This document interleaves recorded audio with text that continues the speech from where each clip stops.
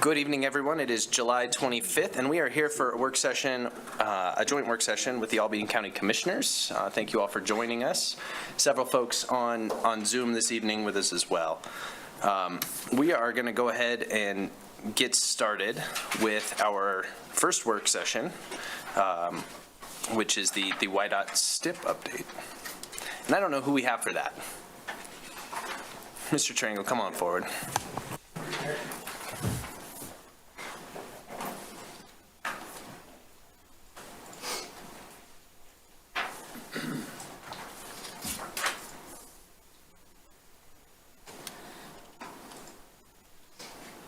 Thanks. So I'd like to thank the City Council and the... On. Thank you. There we go. Thank you.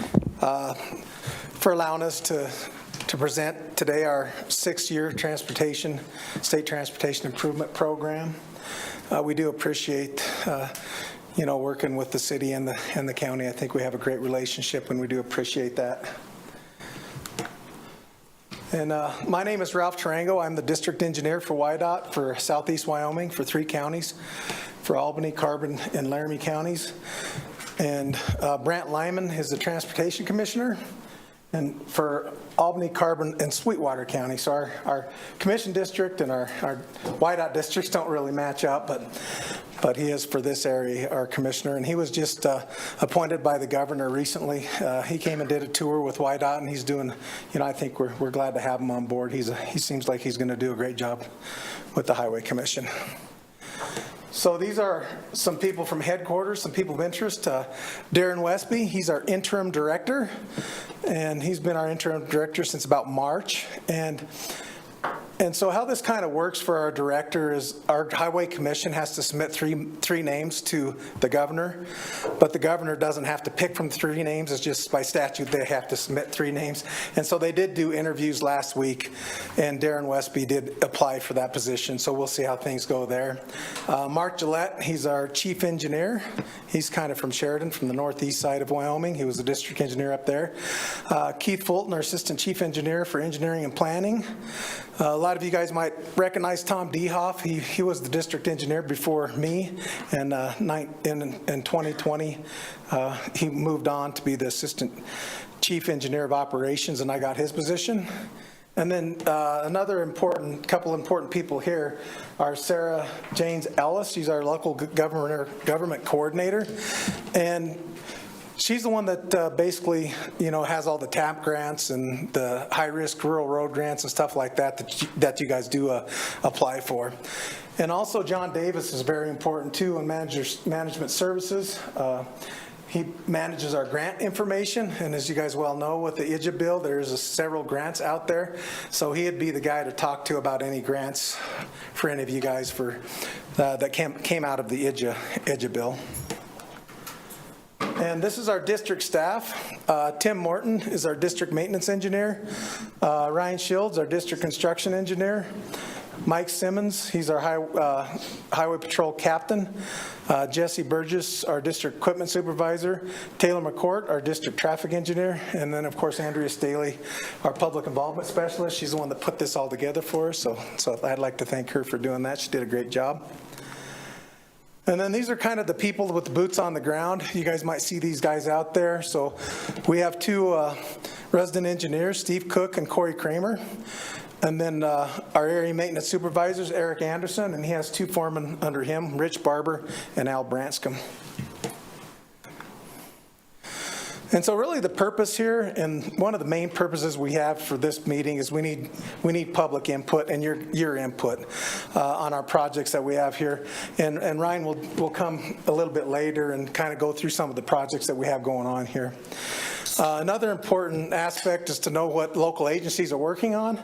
That's very important. We've been working with the city of Laramie. We've had 3rd Street ready to pave for quite a long time, and really we held up on that project so the city could put in their water lines, because we definitely don't want to pave a road and then have the city come in and have to tear into a brand new road. So that kind of coordination is very important. And then we'll do an overview of the YDOT STIP. And then I'll kind of give you guys a wide-out overview of what's going on in the district. Ryan will tell you the district projects, and then we'll go over some next steps. And so our purpose, mission, vision, and values, our purpose is to support Wyoming's economy while safely connecting communities, improving the quality of life. Our mission is to provide a safe and effective transportation system. Our vision is excellence in transportation, and our values is an acronym RIDES: respect, integrity, dedication, excellence, and safety. So this is just kind of gives you a little bit on the number of assets we have, not only in District 1, but statewide. As you can see in District 1, we have about 1,131 lane miles, which includes about 247 interstate miles, which, I'll talk about the interstate miles a little bit later, because that does eat up quite a bit of our budget, because we know we have to go back there every 10 years and overlay that, or else we'll lose it. So that does eat up quite a few dollars for us. And as you can see here, we do also have a bunch of bridges. We have 500 and some odd bridges in District 1.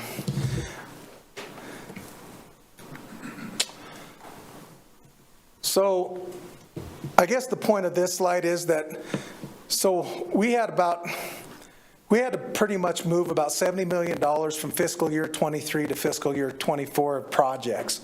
So we had to delay projects, that many projects, because we basically ran out of money due to inflation. So, we have our bid. We usually have our lettings for our projects. We like to get about 90% out by March, because our contractors have to have time to crush their aggregate, and they have to have time to plan and stuff like that. So we had the majority out, but then the cost of inflation was so much that we had to move about $70 million worth of projects out, and that's a statewide number. And then also, Ryan and all the district construction engineers, they redid their estimates for all the projects in 2024, and then we found that we had to move an additional $100 million out of 2024 just because of inflation. And, on this next slide, it kind of shows what the prices are doing. Basically, the prices are doubling on our major items. Like, you can see the hot plant mix went from $40 to about $70. Our binder went from about $500 to about $1,000. Our mobilization went up. I'm not going to read all these, but the structures, the structural still went to about $2 to $3 a pound to $4 to $5 a pound. And so, our assistant engineer kind of ran some numbers on the money we're getting in from the IDGA, and we're getting about 33% additional money from IDGA, which is about $100 million.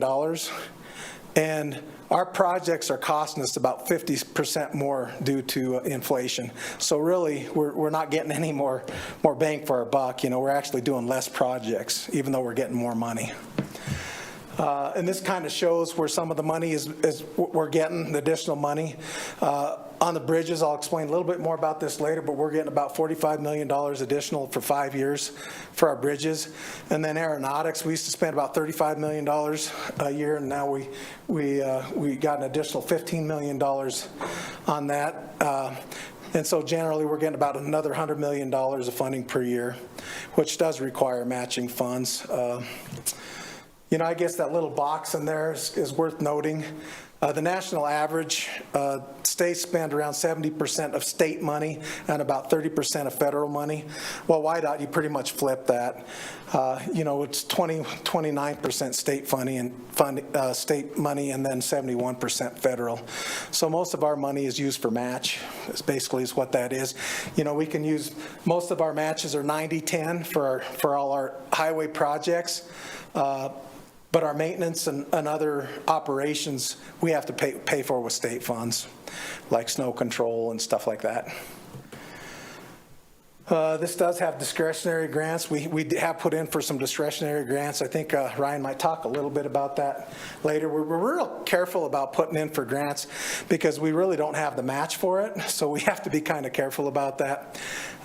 We did have a couple projects that we were lucky to get some grants on, and I think, were you going to talk about them, Ryan, when you get up here, so I'll just let him do that. So it's kind of hard to see because I think we're getting covered by the text box there on what I show, because I'm in this southeast corner of Wyoming there. But what I want to kind of show you is, you can see the interstate projects are in are in green, and then you have the two-lane road projects in red and that other peach color. But really what I wanted to show you here is, and it's hard to see on this visual, but I had Ryan run some numbers on how much money we spent on the interstate. And basically, in District 1, we get about 60% of our money is spent on interstate projects, and then the 40% is for all the rest of our road system.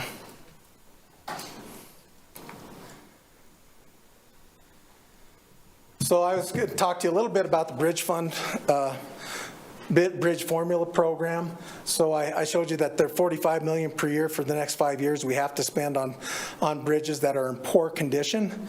And about 15% of that has to go to off-system bridges, which is about $6.75 million. Unfortunately, we didn't have any in Albany County that met that criteria. So we had 4 in Carbon County and 1 in Laramie County, but we didn't have any here. And so, but as you can see there too, for replacing a bridge, it's about it has gone from like $175 a square foot to about $400 a square foot. And so that's just due to inflation. I did want to, where did that go? Oh, there it is. So we do have local grants that you guys can apply for, and that would be through our local government office with Sarah Jane Ellis. And this kind of just shows recently what you put in for and what you were awarded. And as you can see, that you got a TAP grant in 2022 for the Laramie Spring Creek Trail for $500,000, and the county got a high-risk rural roads grant for $22,700 for delineators. Another thing that I wanted to say really is that WYDOT has a bunch of things under its umbrella, a bunch of different programs under its umbrella that other states don't. You know, we have aeronautics, we have emergency communications, we have highway patrol, and we have driver services that other states don't. But that kind of makes sense, right? We're a real small state, but the thing is we do have to manage a lot of different programs in WYDOT that other states generally don't have to. And so, like I said, Tim Morton, he's our district maintenance engineer. And I just wanted to explain a couple things about maintenance. It's just sometimes I like to explain how things kind of work a little bit in the different programs. But maintenance, so Tim has approximately 100 employees working for him, and he has 12 maintenance crews and 1 guardrail crew throughout our district. And basically his TO, which is table of organization, the number of people that work for each crew, is based off of snow control. So it's based off the level of service of our roads and snow control. And what I mean by level of service is we have 24-hour roads, which are I-80, I-25, and 287 south of Laramie here. And then a lot of our other secondary roads are 16-hour roads or less. And so they'll have to come out at 4 in the morning till 8 at night, and then they go home at night. And that's the number of people we have to have that level of service at our different roads. Some of our other roads, like 110, like 12, like Happy Jack Road, some of them are just, they basically, if there's a bus route or something, they'll go out when the buses go out, and then they'll come back when the buses come in. Or some of the ones without bus routes, they'll just try to go out there when they can. And so that's kind of how that works. And he does a lot more things. Like any type of work within our right-of-way requires a permit. And so Tim pretty much handles all the permits, utility licenses. We have several rest areas. He takes care of 5 rest areas throughout the district. He has over 100 facilities that he has to maintain also, and so it's he has quite a bit of a responsibility and quite a bit of assets to take care of. Taylor McCord, our district traffic engineer. He does striping, reference markers, traffic signal signs, access permits, safety and traffic studies, speed limits, and high mast towers. It's kind of amazing really to know how many signs. He has like over 13,000 signs to maintain. And every 3 years, he has to update, a certain amount of them signs that he does. And also we have the high mast towers. We have over 90, we have over 100 high mast towers that we take, them big 120-foot light towers that he has to maintain. And he has over 90 traffic signals that he has to maintain district-wide too. So there is quite a bit that has to be maintained by him. And one of the biggest things now that he does is basically development reviews, especially, I mean, we get a lot from this area, but Cheyenne's going crazy. So every time there's a development review, we have to look at that, look at the traffic impact studies and see how it's going to affect our system. And also he does the access permits. And he goes to a lot of your guys' committees too for traffic, so he can keep on top of that. On the equipment side, we have Jesse Burgess, and he has, in our district, we have over 80 plows to maintain, and then over 25 loaders. And then we have other equipment like tractors and pavers and rotary plows, and so he just has a lot of stuff to maintain. Our stuff, just like everybody else, is it breaks down quite frequently, especially with the DEF system that we have to put on them to reduce emissions. I mean, it's just the nature of the beast. That is our main problem with that kind of equipment.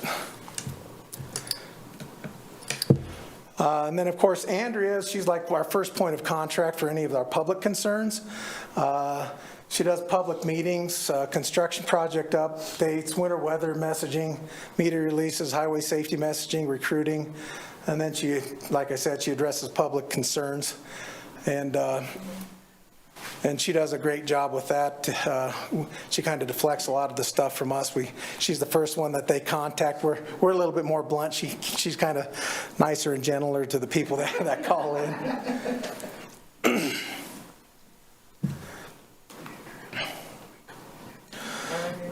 Everyone's got my number.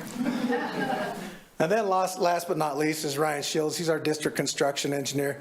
And like I said up there, he manages contracts totaling around $60 million per year in the district, which is quite significant. He has 6 resident engineers, 2 in Rollins, 2 in Laramie, and 2 in Cheyenne.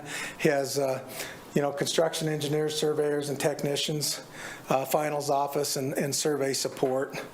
And one thing about it is we have a lot of requirements from the FHWA that we have to make sure that everything's checked and that everybody's paid correctly and that we're doing everything right for them so we can continue to get our money. And that's kind of what Ryan's in charge of that. Contract administration's a big thing, a big part of that, watching our contractors to make sure that they're doing everything to our specifications. I was going to turn it over to Ryan after this. Do you guys have any questions for me before I turn it over to Ryan? Councilor O'Doherty, please. Just wondering what's an off-system bridge? That's one that is not on one of our roadways and one of our highways or interstates. It's county bridges or city bridges. We are still required to inspect county and city bridges every other year. Thank you, council member. Any other questions, councilors, commissioners? One here, maybe. Yeah, Councilor Gabriel, please. Maybe this is going to be addressed, but I was curious about the I-25/80 interchange. You're going to talk about that a little bit later? We do have a visual for that, but I can tell you that we did get a grant. So we have a design to about 30% design right now, and we did get another grant from the Federal Highway Administration to get it pretty much to 100% design, and that was a $13 million grant. We had an estimate on that was from maybe 2020 estimate that was about $325 million to build that project. And so obviously we don't have the money to do that. It would take one of them, which is in the IDGA bill. There is a mega grant available in the IDGA bill. So we're just doing one step at a time on that. And you'll see a visual a little later on that. Yeah. Councilor Pierce on Zoom. Yeah, thank you, Mayor. And thanks so much for this presentation. My question is regarding slide 12, or on page slide 12, and it has to do with the total anticipated formula funding for Wyoming. And I just want to make sure I'm understanding it correctly. So of the $2.2 million over 5 years for surface transportation, bridges, and aeronautics, 71% of that 2.2 million and change is from the federal government. Is that what that says, or does it say something else? Well, okay, so most of that money that's showing there, the surface transportation, if you look at the dual asterisks there, that's funding, that's construction only, not operations. And so what that is most of that money is 90-10 that's shown in that table. And so the 70-20 comes from our other operations. Like for District 1, we have a budget of about $20 million for our maintenance program, about $10 million for our equipment program, about $10 million for our traffic program, and that does not qualify for federal funding. We are required to maintain the infrastructure that we build with the federal dollars without using federal money. So it's unfunded mandate then. So you're required to maintain it, but not use federal dollars. Correct. Okay. So help me out again, and thank you. So the federal money cannot be used for payroll, for example, or what I think you mean by operations. Is that? So payroll, it does work on the payroll for the people that are working on the federal project, the federal construction projects. But for the other operations, it does not cover payroll. Okay. So it's far more complicated than what I want it to be. So there's no way of saying, in terms of the slide, right? Yeah. So there's no way to say, of the Wyoming Department of Transportation budget, 71% of that is federal dollars. That's not a correct statement. Of our total budget, it is correct statement. That is a correct statement. So for our total budget, including operations that do not qualify for federal funding. Okay, so if I say to someone, wow, how lucky are we to live in Wyoming, because 71% of the Wyoming Department of Transportation budget is covered by federal dollars, whereas on average, the other states in the union, only 30% of their budget is covered by federal dollars. So that would be correct? That is a correct statement. Interesting. And just to simplify it even further, it's just mostly because we're kind of, with I-80, bits of I-90 and I-25? Or is it just how good you guys are in terms of getting grants, seeking those dollars? Well, I don't know. The reason why that is because WYDOT only has enough money to fund the federal projects that we get money, like the formula funding that we get for projects. WYDOT only has that 10% is all that WYDOT has. So other states like Utah, they'll go ahead and get their federal funding from them, but they'll fund their own highway projects with their own state funds. WYDOT doesn't really do that a whole lot. Not as much as other states. Okay. Well, this is really interesting. It's just interesting to me that it's completely flipped, for other states in the union in terms of the percentage. Yeah, and that's kind of why I said earlier that the grants that we get, we have to be careful on the grants we apply for, because we have to have the matching funds. And WYDOT really doesn't have the matching funds to put in for a whole lot of grants, I guess. Right, and because we're only at that 30% mark coming from the state government, that actually probably hinders our ability to get other grants because we're only at the 30%, right? Right, and WYDOT is not in the general fund, so we don't get money from the general fund from the legislature. We are all based on user fees, basically. So gas tax, registration, driver's license fees, stuff like that. Wow. So in fact, the citizens and those who visit Wyoming, wow. So that's also interesting. So thank you. Yeah. Thank you very much. Thank you, Councilor Pierce. Commissioners, council members, Commissioner Jones, please. Are there any plans after, thank you. Are there any plans after the Curtis Street Bridge? It is Curtis Street, yeah. Is completed to do anything with the Snowy Range Road and I-80 challenge? Yeah, absolutely, and Ryan will kind of Okay. explain that. It's in our program Great, for the okay. Snowy Range Road. Thank you, Commissioner. Councilor Newman, My question's for Todd, is that okay? have at it. Do we know when the 3rd Street water lines will be done, or supposed to be done? Actually, 3rd Street Water, Honorable. Thank you, Todd. Honorable Mayor, through you, there is some delay. We think the 3rd Street water lines may be completed next spring.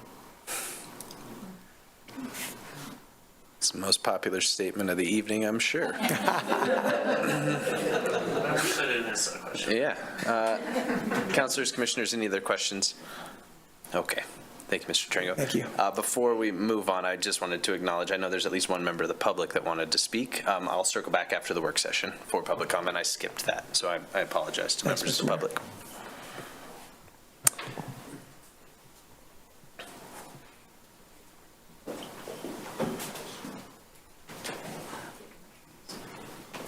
Welcome. Welcome, thanks, good evening. I don't know if is this thing picking me up? Oh, look You at can that. raise it if you'd like. Oh, it must be at the top, though. That's okay. Sorry. As long as you can hear me, we're good. We can. So my name's Ryan Shields. I'm the district construction engineer for WYDOT. I work for Ralph. So what I'll do is just kind of give you an overview of our STIP process and then go through the projects that we have programmed for Albany County. So I thought there was another slide. Oh, we went backwards, that's why. Let me catch up. 1 second.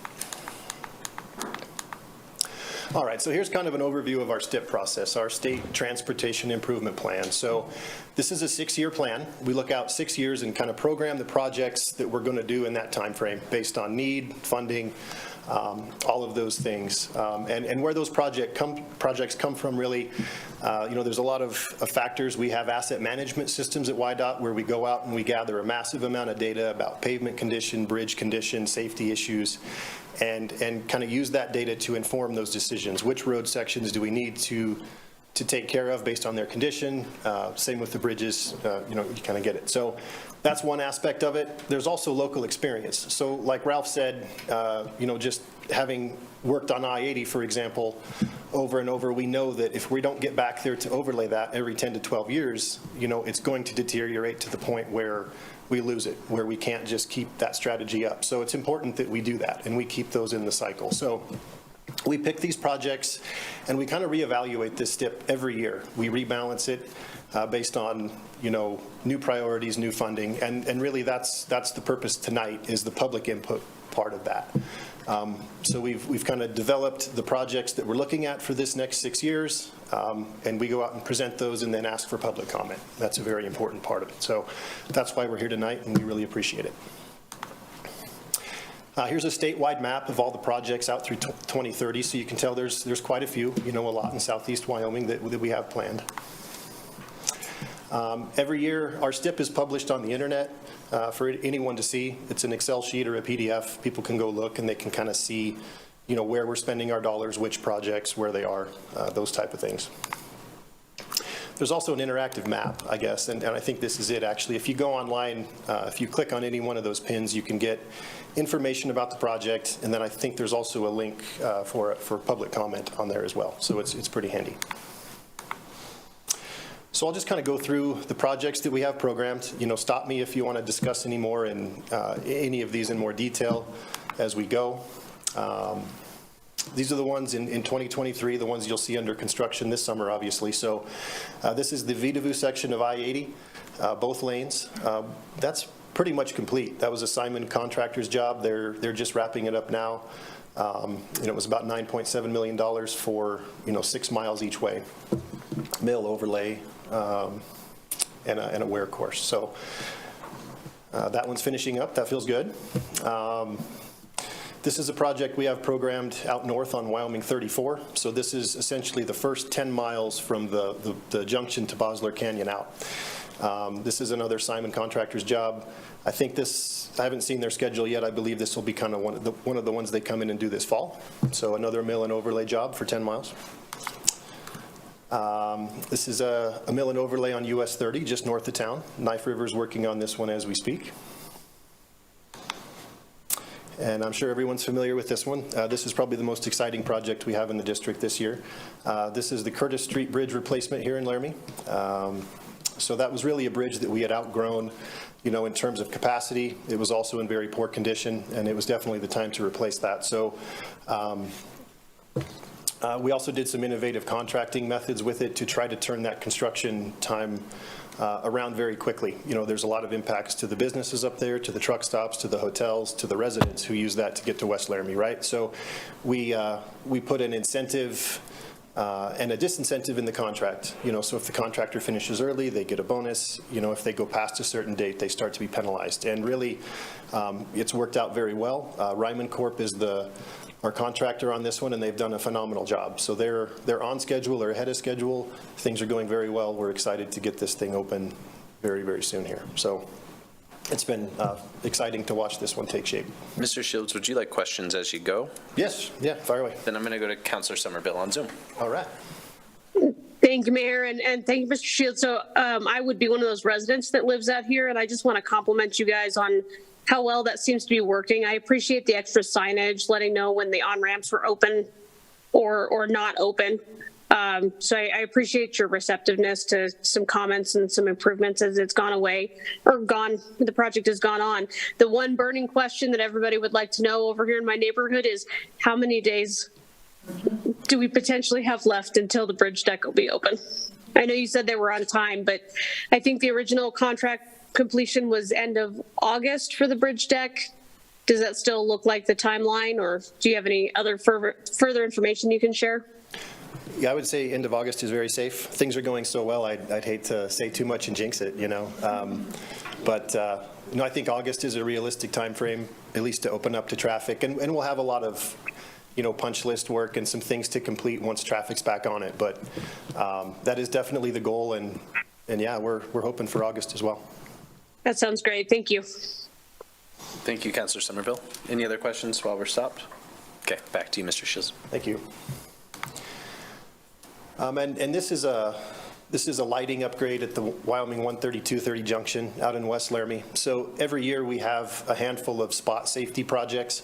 They're funded with HSIP dollars, which are really targeted toward safety issues, places we have high crash rates, those type of things. And we really tailor these projects to the crash types that we're having to correct that, right?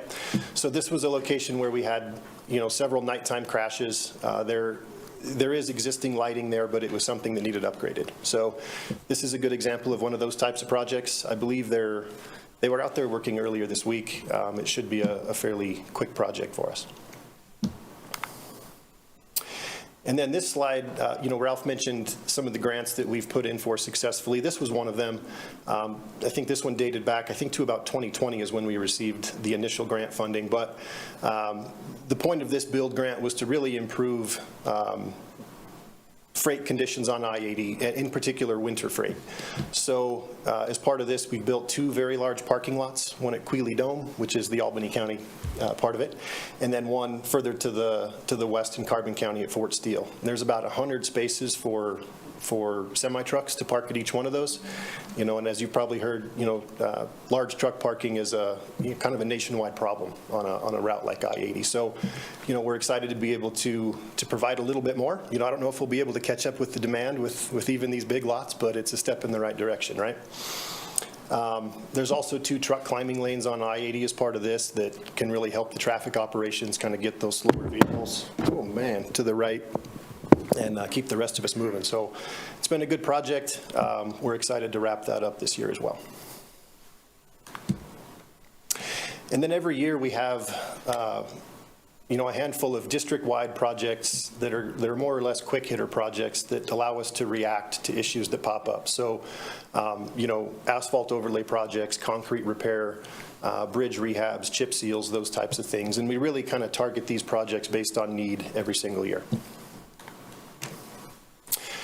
So into the year 2024, there's another project in the city limits here. So Curtis Street between I-80 and 3rd Street is a YDOT route. We'll be milling and overlaying that, just based on pavement condition. There's some minor bridge repairs too, but they're very quick. Nothing, nothing significant there. This is a project to replace those high-mast light towers that Ralph had alluded to earlier. So these things are 20-plus years old, and they've kind of reached the end of their useful life, and we need to start turning those over so that we don't have issues with them. So we'll be replacing I think we have 10 in Albany County, so those will be coming down and being replaced. And then on to 2025. I believe the first slide is the second phase of Bill Nye Avenue. So this is the urban systems funded job, through the city, the city-county job funded through urban systems funds that comes through YDOT. So I put it in the year 2025. Ultimately, that decision will be, a city-county decision, of course. That's just kind of where it's in this presentation. But we've been working close with the city on the estimates for the project. As Ralph said, we've all experienced that really high inflation, and this project was no different. So we've really tried to kind of change the scope to match the budget and been working with the city on that. So I'm sure you folks will hear a lot more about this one in days to come. We have a project on Snowy Range Road in West Laramie. So the scope of this one is really just a mill and overlay for the pavement and then an upgrade of all the ADA corners. And I suspect that the question we received about the Snowy Range and I-80 interchange probably, is probably beyond that scope. But now's a good time to talk about it if you wanted to. So were you talking about the interchange itself? Well, getting through the interchange, and also when, thank you for turning that on. When you're coming in on Snowy Range Road and you want to get out on I-80 going east, yes, that is really wicked because the angle is so bad you can't see behind you. So that's my question. And you're talking with the portable signals we have in place, or even just I'm beyond outside the of that? portable. I know that's a temporary. Okay, right. Beyond. Just so the interchange itself. So that's going to be a tricky area, just with the proximity of like Adams Street right there, and it's a very, very tight diamond. It's an access control issue, on top of the kind of traffic issues that we see there. So we don't currently have anything in the STIP to address that.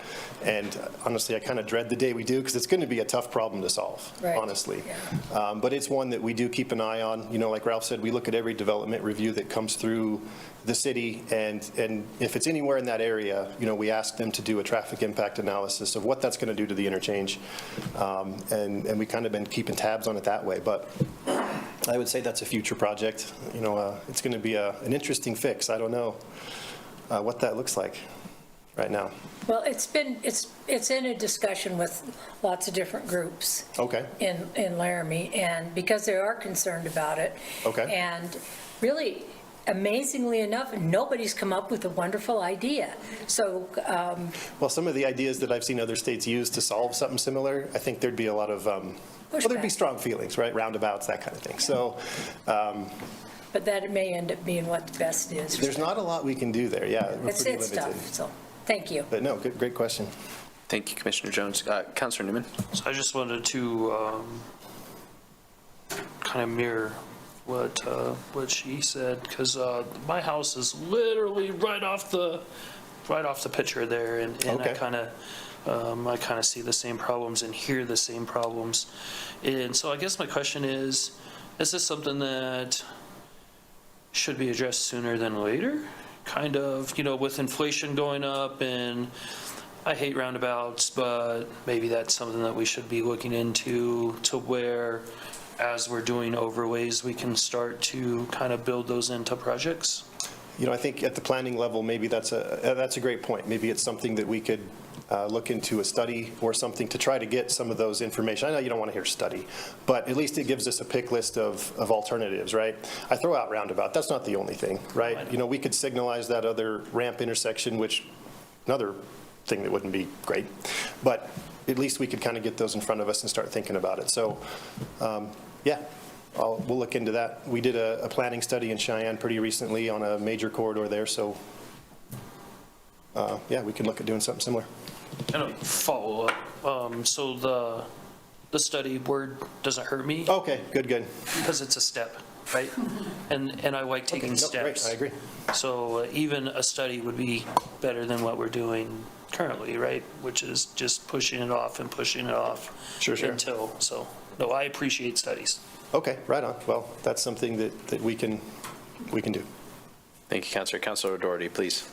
Delighted to see the ADA corner upgrades, but I know that there's also really hard for people to get from that side of the interstate to the other side of the interstate that are on bikes. And so is that, where would that happen? Would that be like looking for a TAPS grant, or how would something like that come about, like to come up with a safe passage from West Laramie to the west side to get past that very busy intersection on a non-car? Gotcha, yeah. I guess I'm not familiar with the kind of the city's bike ped plan through there. I can't speak to it off the top of my head, but I would assume be some kind of holistic, look at what routes are available and then what strategies we could put in there. Yeah, I'll have to take a look at the city's plan and see what's shown in there. Todd probably knows. But there's, like you said, two very busy intersections. There's the constriction of the bridges and everything else. We'd really have to look and see what's possible and what's safe. So. Todd, do you want to? Honorable Mayor, through you, we did early on when I came to Laramie, we had a TAP-funded Snorri Range Road pedestrian bicycle improvement plan that was drafted and put together, and I'll send Ryan the link so he can see that. I've seen it online. I just can't remember what it showed right there. So. Yeah, it shows there's some improvements and some ways to get under there. But Okay. Counselor Doherty, please. I know there's that one tunnel that's a little bit north, and that seems like, like a really good solution. But is that only there because the railroad, because of a railroad track or something? Is that why? Or was that added later after the interstate? Honorable Mayor, through you, you're talking about the Hans Peak. I think it's the Hans Peak underpass, which is right there. Currently, the city has an easement for utilities. We don't have an easement for pedestrians, but it's used de facto by pedestrians, unsecured. But one of our plans, as with all the discussion that YDOT's having, I've got those same concerns. Right now, I've got a certain amount of SPT money that's been awarded and called out, and the SPT funds are both Spring Creek Trail Phase 1 and Phase 2. So I'm leery of jumping out and spending money in such a high inflationary rates when I don't know what the cost of Spring Creek Trail 1, which actually bids out. We closed bids on August 22nd this year to see what the construction that's going to be. And then that is one of our projects, one of our plans. We also have plans to talk to Wyoming Outdoor Recreation Grant proposals, which is, I think it's a 90-10 match. But still, the amount of match money that we need, we've got to come to, and potentially there are some pots of money that Janine and I have talked about that are available, and one of them might be coming to council to see if they want to use their pot of money to try to fund a grant application to get that done. Please, Counselor Doherty. The tunnel I'm talking about is right here in town. Yeah, that's right. You're talking about the same one. Yep. Okay. Hans Peak Railroad that used to. Okay, thank you. Yep. I was wondering what Hans Peak had to do with it, and had to make sure I had the right thing. Okay, thank you. I'm going to go to Counselor Pierce and then Counselor Newman again. Yeah, thank you, Mayor. I think one thing that we may want to also add to the discussion is, I believe, and I think a few council members are in agreement with me, that Snowy Range Road is really ripe for kind of new development, facelift, investments,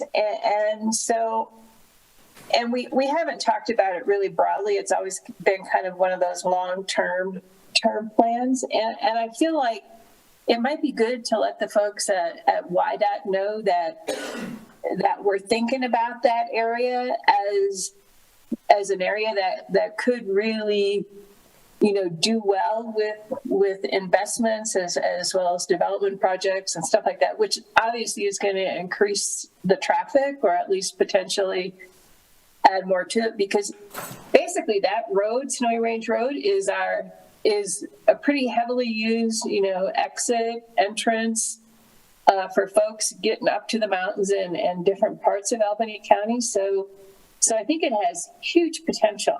And anyway, I'll just throw that out there if anybody wants to add to that. But I see that road really changing, and not next week, obviously, because all this stuff takes time and years of planning. But 10, 15 years from now, I think it might have a completely different look about it. Thank you, Councilor Pierce. Councilor Newman? Councilor Pierce kind of took some of my questions. So, obviously, I live over there. I ran.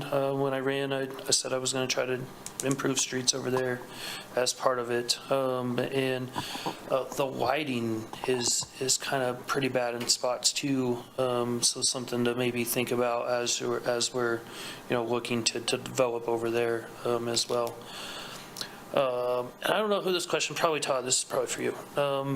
When they do the ADAs, are we going to do anything about sidewalks over there?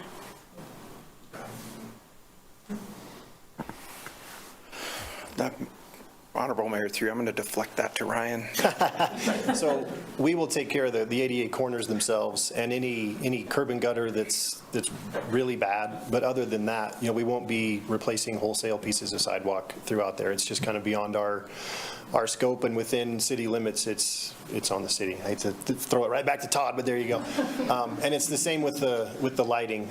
In city limits, lighting isn't a YDOT function. It typically falls to the city. So I don't know who owns that, if it's the power company or if the city does. I'm not familiar with Snowy Range Road. Maybe Ralph knows. I'm not sure which one that is, but that's generally how it works in an urban environment.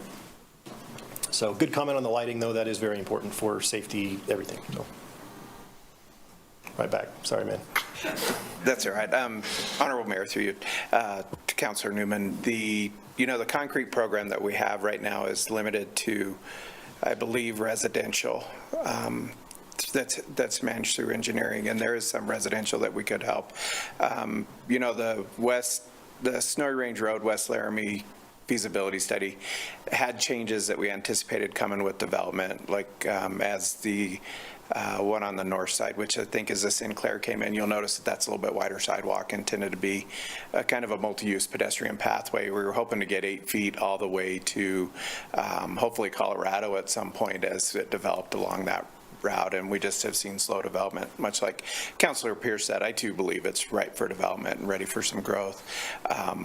But as far as the sidewalk stuff, typically sidewalk would be the responsibility of the adjacent landowner, correct? So the commercial residentials, if we do see some stuff we need to have fixed, if there's residential, we can help through the concrete program. If it's commercial, then they're kind of on their own to get it done, but that's how I would see it being addressed at this point. Thank you, Todd. Councilors, commissioners, any questions? Okay. Chairman Gosar, please. Thank you, Mr. Mayor.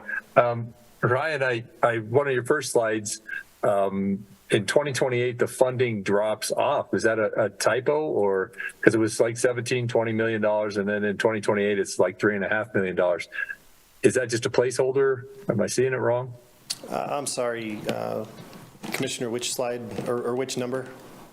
It was a list by year. Okay. Let's see. This guy? Yeah, that one. Yeah. Man, I hope that's a typo, because if we only have that to spend, we're in trouble. So I would have to look. I think even in later years, it should be fairly consistent. So unless you see it, Ralph, if I'm missing it, what the reason is? Please just come to the microphone so they can hear you on Zoom. Otherwise, they won't hear you. So, yeah, Chairman Gosar, that actually is correct. The years to 2023 through 2028, I believe, are correct. And if you look at that, if you look at the 5 years, we will be spending over $123 million in Albany County over them 5 years.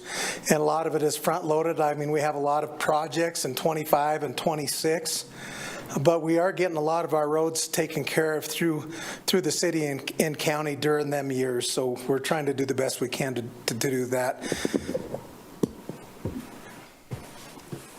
Well, thank you. And Mr. Mayor, can I follow up with that? Please, of course. Yeah, as a former person who worked in YDOT, flying some folks around, it seemed that the amount of roads was disproportionate to the amount of money to care for those roads. Does YDOT have a plan to decommission roads, or is there some expertise they can have if, for instance, $3.5 million becomes a new reality and 21 million isn't the reality going forward after 2028? So, Mr. Mayor? Please. Yeah, so if you want to take over any of our roads, we'll be happy to give them to you. But no, I guess the thing is we have to use our core values to kind of select our roadways, and one of our main things is basically to preserve what we have. So we don't have enough money to really do above and beyond except for preserving what we actually have out there. So that is one of our strategies. So anytime you talk about adding anything to we're required to do ADA on corners, and that's why we're doing them through West Laramie and through Snowy Range Road, because it is required that we do that. Other than that, we help out with sidewalks, and I think we will be doing some sidewalks that are really buckled up really bad. We just kind of look at it and see, is there really bad sidewalks in there? And while we have our contractor there, then we can fix some of that. And I guess above and beyond that, we can always get an ARS with the city, and they can add on to our contract for any work they want to do while we have the contractor there, and we can have a kind of a separate project that the city would be paying for. They would be responsible for ICAP is the only thing, which is 11% indirect cost to YDOT that we are required to get. Thank you, Mr. Tarango. Appreciate it. Yes. I see Councilor Richardson has a question. Go ahead, Micah. Just to follow up on that a little bit, so knowing that 60% of the funding for these projects goes to interstates typically, so that basically is, will this all go to interstates? Is that what you anticipate and nothing happening? And $3 million for an interstate when we just saw that some of these other projects were about $10 million. How do you anticipate that kind of looking for Albany County? So that 60% was an average over our entire District 1, how much money we're spending on the interstate versus our other systems. So the numbers you're seeing on this slide, those are the projects we currently have programmed in Albany County. So in that 2028 year, yeah, it shows 3.5 million because there's probably only one or two projects. And when we get to that year, you'll see what they are. But, I guess there is the opportunity as we shuffle things, as we move, next year, the year after, there could be more projects that come in the county as well. So again, I want to emphasize that this is a snapshot in time, as well. And that number may change over time. Thank you. Can I follow up to that as well? Additionally, then, how does this typically roll out then if you were to look to like 2029 and beyond? Do you kind of re-up front-end load all these projects in the funding and then it decreases again? Or is that yet to be determined based on, the funding that's available? Yeah, it really just depends on that funding we'll get for the year 2029 and where those priorities fall as a district. And the numbers you're seeing, again, those are the cost of the actual projects that we have programmed right now. So, if we add one in, that number will go up. And in those later years, oftentimes, we go out that far so we can get them under design and we can start working on them. So, it's very common to, if we do get more funding, to add projects in those later years. Thank you. Thank you, Councilmember. Councilor Gabriel. Thanks, Mayor. Ryan, I've brought this up before, and I was just wondering what your thoughts were about the transition from state to city. For instance, 3rd and Ivinson, you're driving west or east on Ivinson, kind of a little bump, and then you go down. Oh, yeah, where the side street's paved. Yes. And it's a pretty a big contrast from, a nice smooth Right. across the intersection. So I'm wondering about, is that city, state cooperation, or whose responsibility is that to make it a nice, smooth transition? So on Third, when we do that project, we'll do our best to correct that, without going too far up the city side road. So I'm sure you were aware when we did Grand Avenue, that problem used to be a lot more pronounced there as well. It's a lot better now. We'll kind of look to do the same thing. But if it's on Third, if it's on our Third Street project coming up, we'll do our best to correct it within, our kind of limits. Very good. And then on a totally different subject, again, I-25 and 80. Yep. With that cost of the project, I'm just curious, you get it planned with all that money that you've received, and then you don't have the money to get the construction started. How are you ever going to get that project done?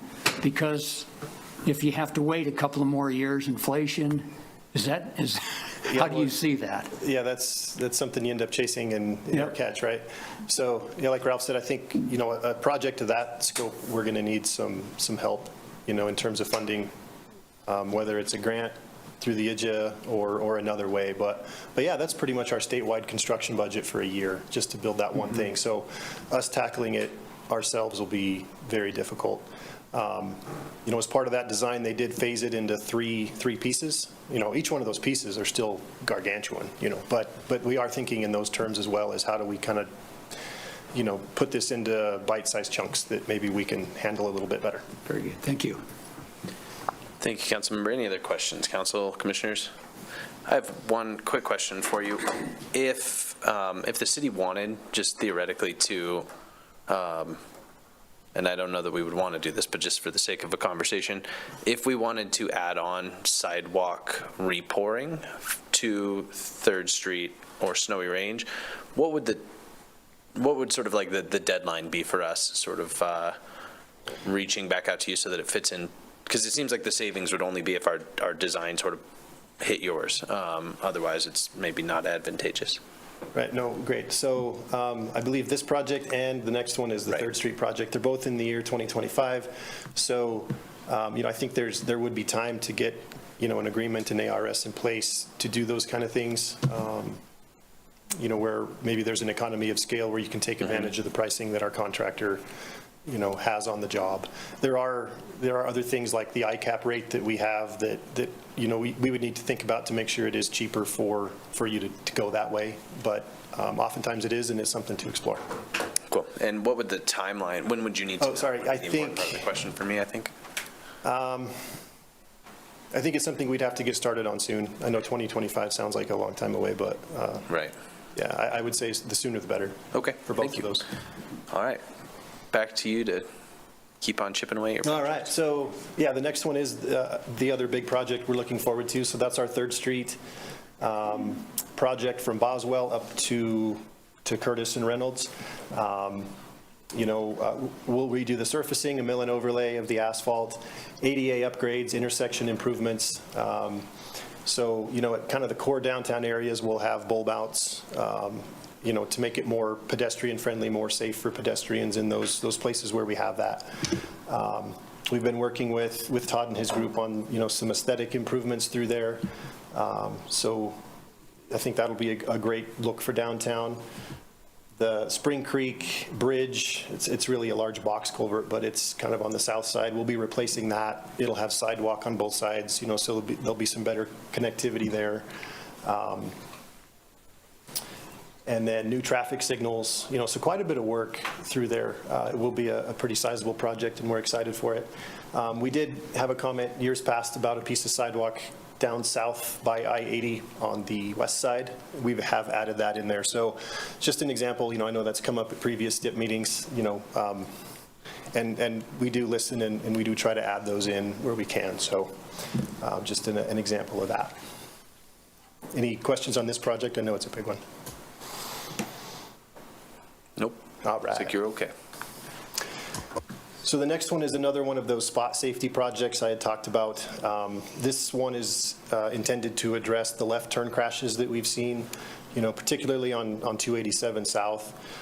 So there's an approach to the Buttes down south. Rawhide Road is the crossroad. We'll be putting a left turn lane in there, and then also a left turn lane on Wyoming 130 that goes into the airport. And I believe that both of those were also locations where we've received public comment for this in the past. So, again, this was, they're locations we studied for turn lane warrants, and they met those. So we checked the boxes, but again, we're happy that those things kind of aligned. The need was there, the public, asked for it, and we're happy to get it in there.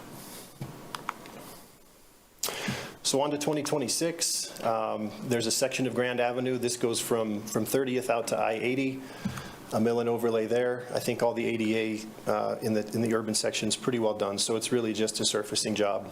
And really, once this one's complete, all of WYDOT's kind of major roads within the city are fairly new. We've taken care of all the grand sections, Third, Snowy Range Road at this point, Curtis. So, we're feeling pretty good about the condition of the roads in the city.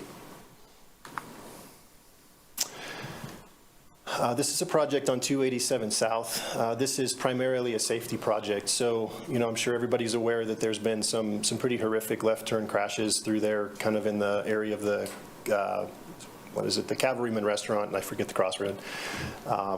We've seen some pretty bad crashes there. So what this project is a widening. So those are very few and far between at WYDOT right now with our pavement preservation focus, but with the safety issues that we've seen, this is one that's kind of made it through. So this goes from the Huron Street down to City Ranch Road. So it'll go from a 2-lane to a 5-lane. And again, the focus is really safety with this project.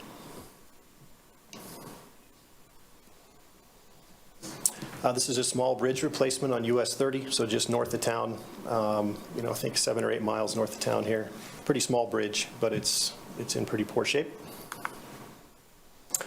It takes us to year 2027.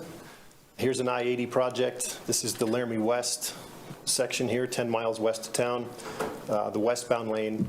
So you can kind of see, the estimated cost we have at $12 million for a 10-mile project. We're over $1 million a mile for one lane of the interstate. So you can really kind of see where a lot of our funding goes. I-80 does take up quite a lot of it.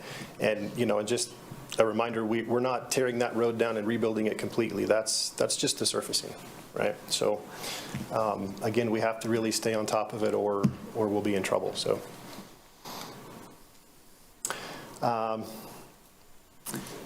We have some additional funding for bridge replacements. This is kind of the first one that we're seeing in Albany County with those funds. This is a replacement of the Buford interchange between here and Cheyenne. So those two structures right there will be replaced. And then in 2028, we have the Telephone Canyon section. So we had just done this 2 years ago, but based on experience, we know this is a very high maintenance section that we do have to stay on top of more than most, just with the grades. And, after pavement becomes slick, we do see a lot of crashes. So we got this in there in the STIP to get it designed and ready so that we can react to it when we need to. So there's that $3.9 million that was in that table right there. And actually, that number might be a little low. I don't know. So here's another project in that year on Wyoming 130, another mill and overlay job. Mr. Shields, give me just 1 minute. Mr. Tringo wants to add on into the microphone, if you don't mind. Yeah, sure.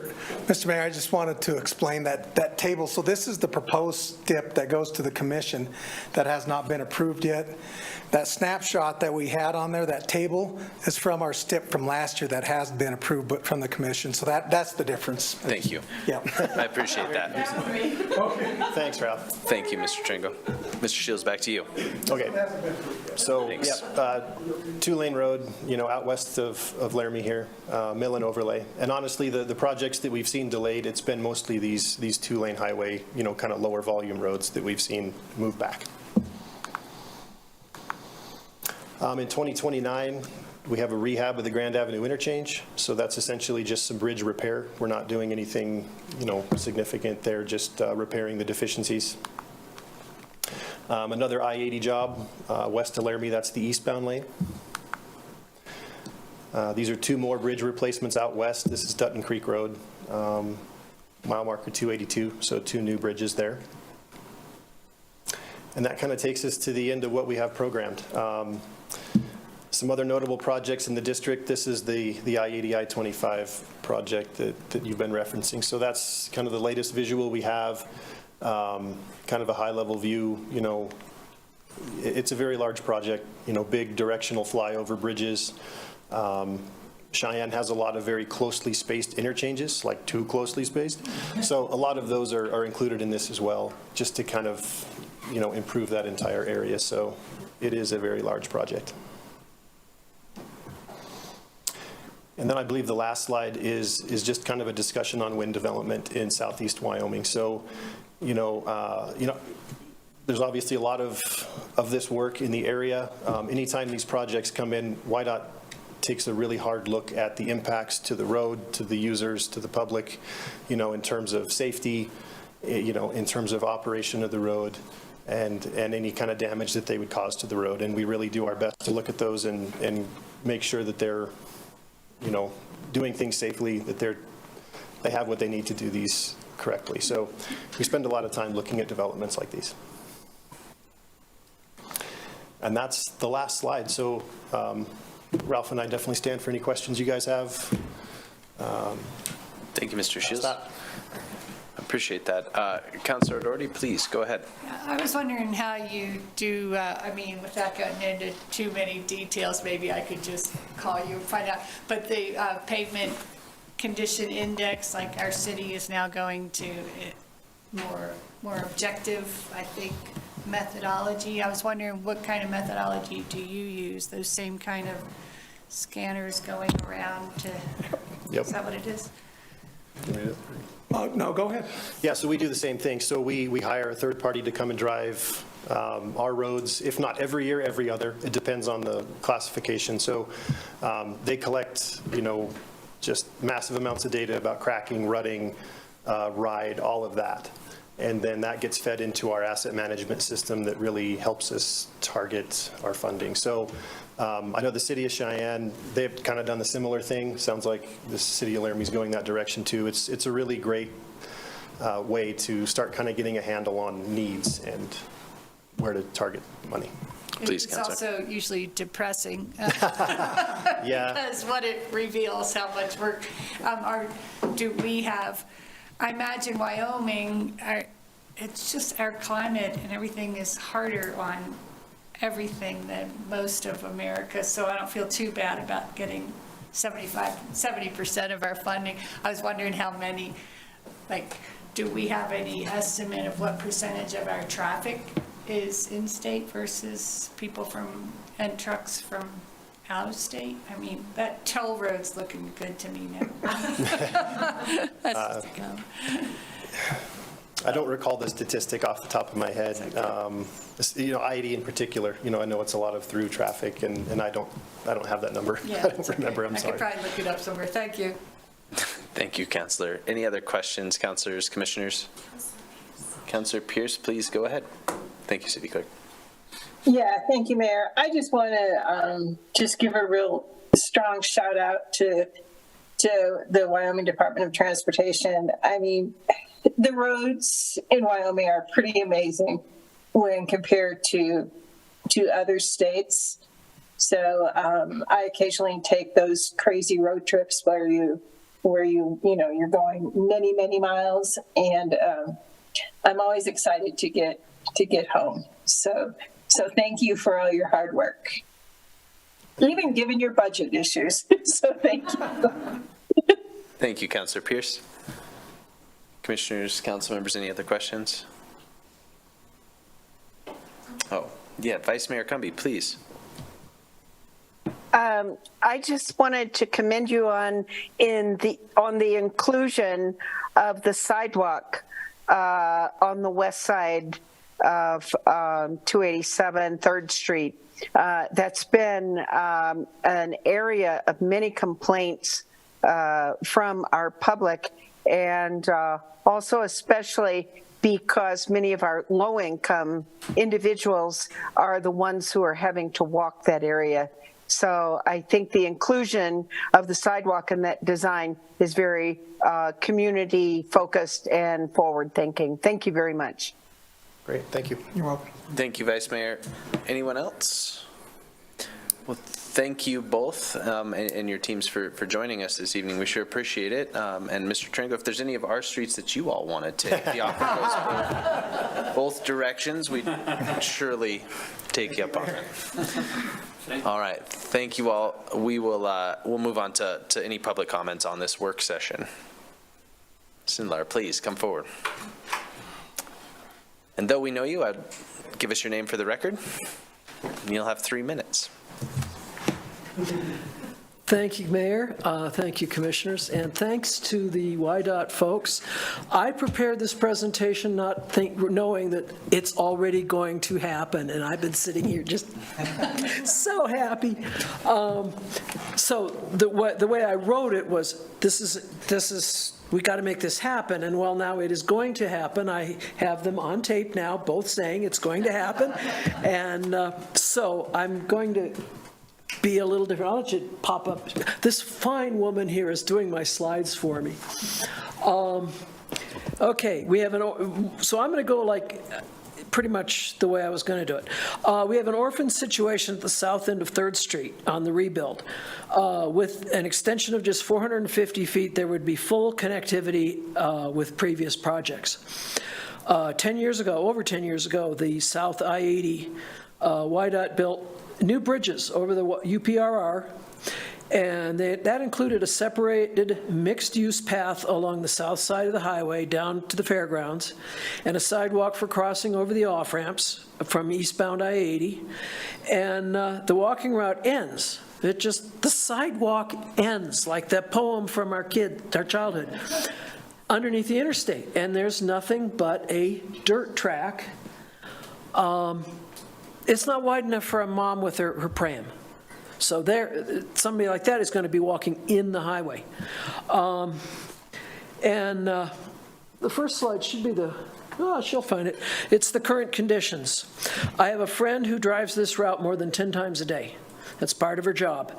And she has also noted, as well as I have, that there's several people that every day take this route. Yeah, that's it. I took that last week. They're walking to and from town. So they're going to work, they're going to school, they're going to the grocery store, they're doing what they need to do, they're taking care of business, and this is what they have to walk in. A few weeks ago, I listened to counselors here discussing walking along South 3rd Street and being uncomfortable. I don't know how far south they got. But I don't think they got this far. At least they didn't mention it. At the same meeting, they discussed gateways and how we can improve them and do a better job of creating impressions in our community. And then we have this. This doesn't look good for Laramie. This pass isn't wide enough for a mom, and it needs to be fixed. It's about 14 inches wide on flat, well-drained and compacted fines, only needing an asphalt overlay. Can you click again, please? Thank you. If we just paved, there's a pink line. It's not very big. It's not very easy to see. Along the west edge of that intersection. And I drew that just using what I could on a page, and that was where a sidewalk would go. And then for the third slide, this is room between the actual traffic lane and the curb to build a sidewalk with a fog line from Boswell to the overpass. If more room is needed, the travel lanes could narrow down to 11 feet. After all, this is only a 35-mile-an-hour zone. Hopefully you all got mailed this ahead of time, so the red lines are lining up how much room from the center line to the curb face, the vertical part of the curb there is, and then subtracting 24, and how much room there is to put in a sidewalk. And then make it meet up. And I took from the STIP documents that WYDOT's purpose is support Wyoming's economy, and that's people walking into town to do their business or go to work. Safely connecting communities. Walking on the highway is not safe. We need a sidewalk there. And improving the quality of life. I think the people that live Southtown deserve having this better. And Where's my clock? How much time have I got left? Ms. Sindler, you are out of time. I am out of time, because, I took the I poem. made you wait. You can click one more click. I took the poem on where the sidewalk ends, and I satirized it. If you want me to read it, or you can tell me to sit down. Boy, I'd be a fool to say no to that. How long's your satirization? About half of what I've already said. Please have at it. Okay. Where the Sidewalk Ends by Shel Silverstein.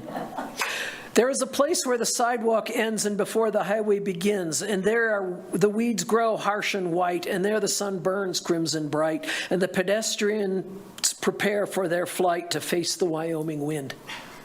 Let us go to this place where the exhaust blows black, and the dark street winds and bends, and past the pits where the asphalt briars grow. We shall walk with a walk that is measured and slow, and watch where the chalk white arrows go to the place where the sidewalk ends. Yes, we'll walk with a walk that is measured and slow, and we'll go where the white chalk arrows go. For the children, they mark, and the children, they know the place where the sidewalk ends. Thank you. Thank you.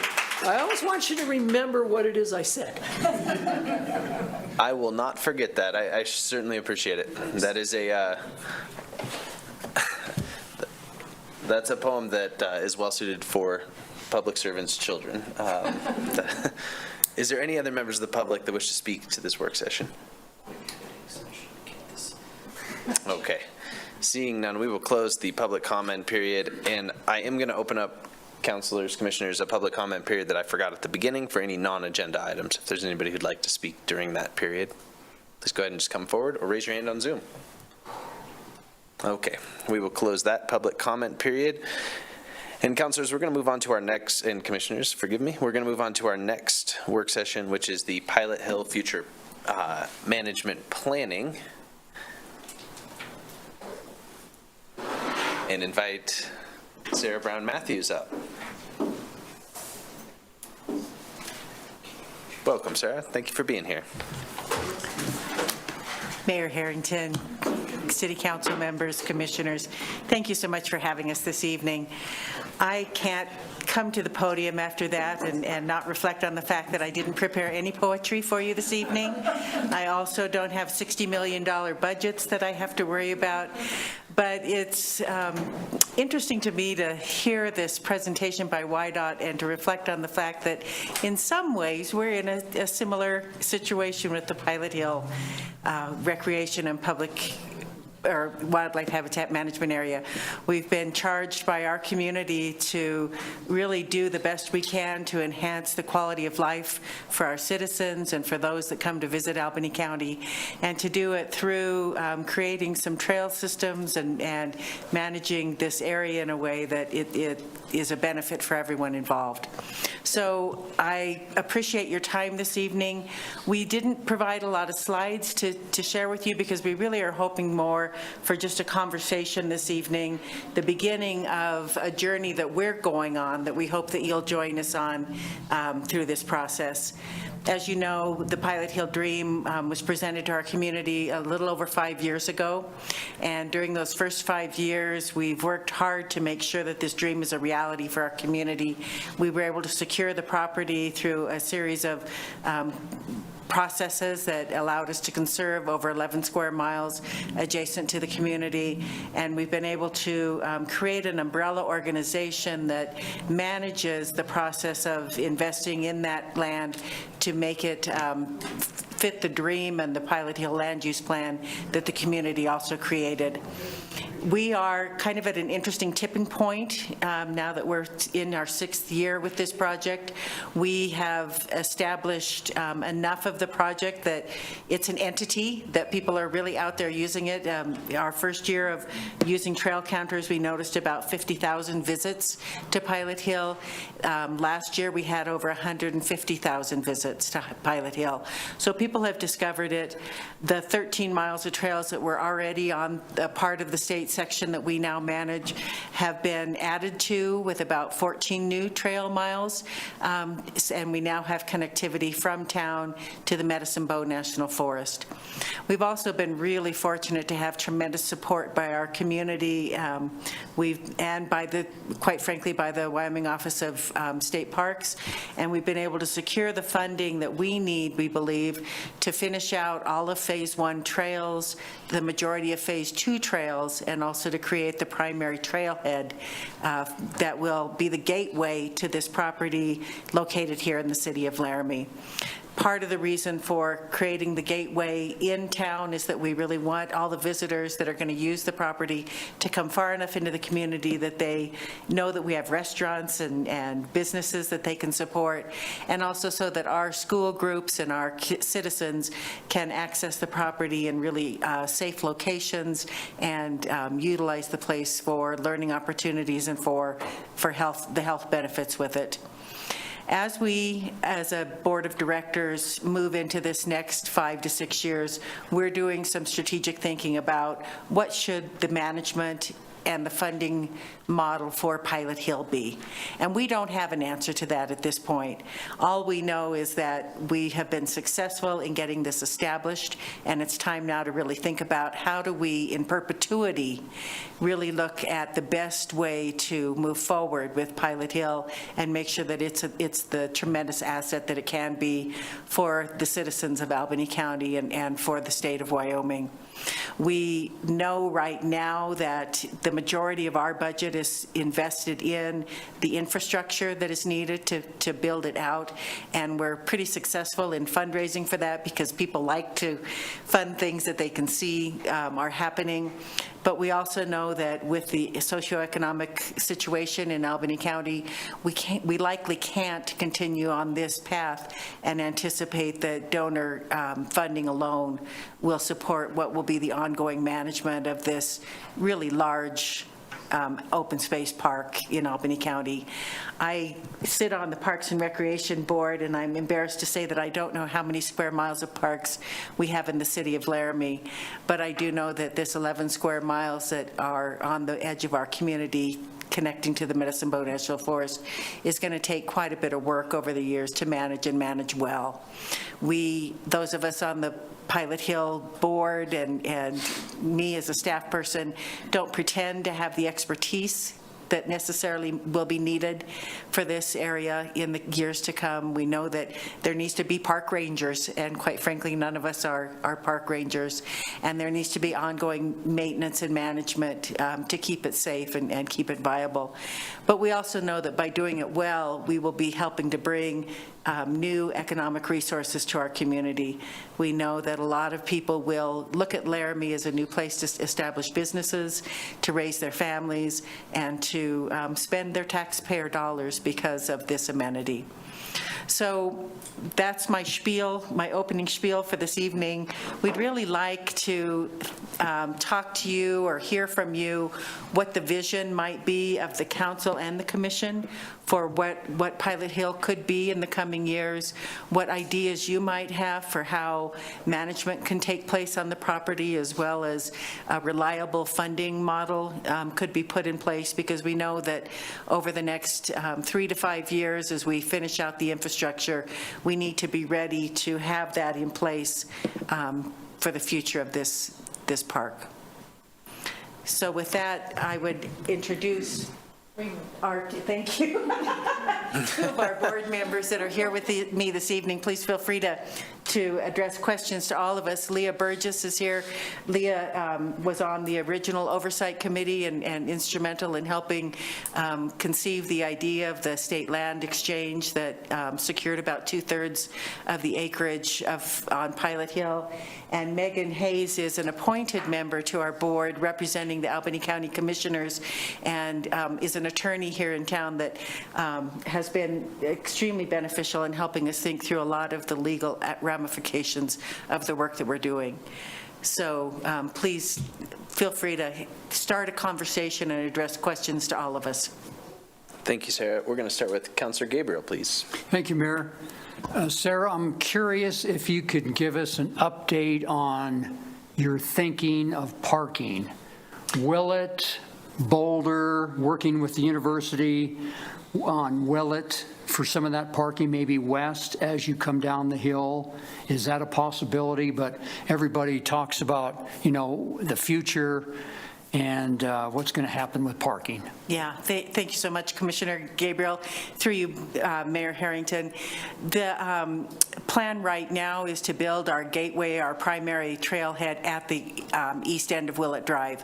So you're absolutely right. The University of Wyoming has extended their management agreement with us to include a lot of land in that area, and we're in the design process right now for that.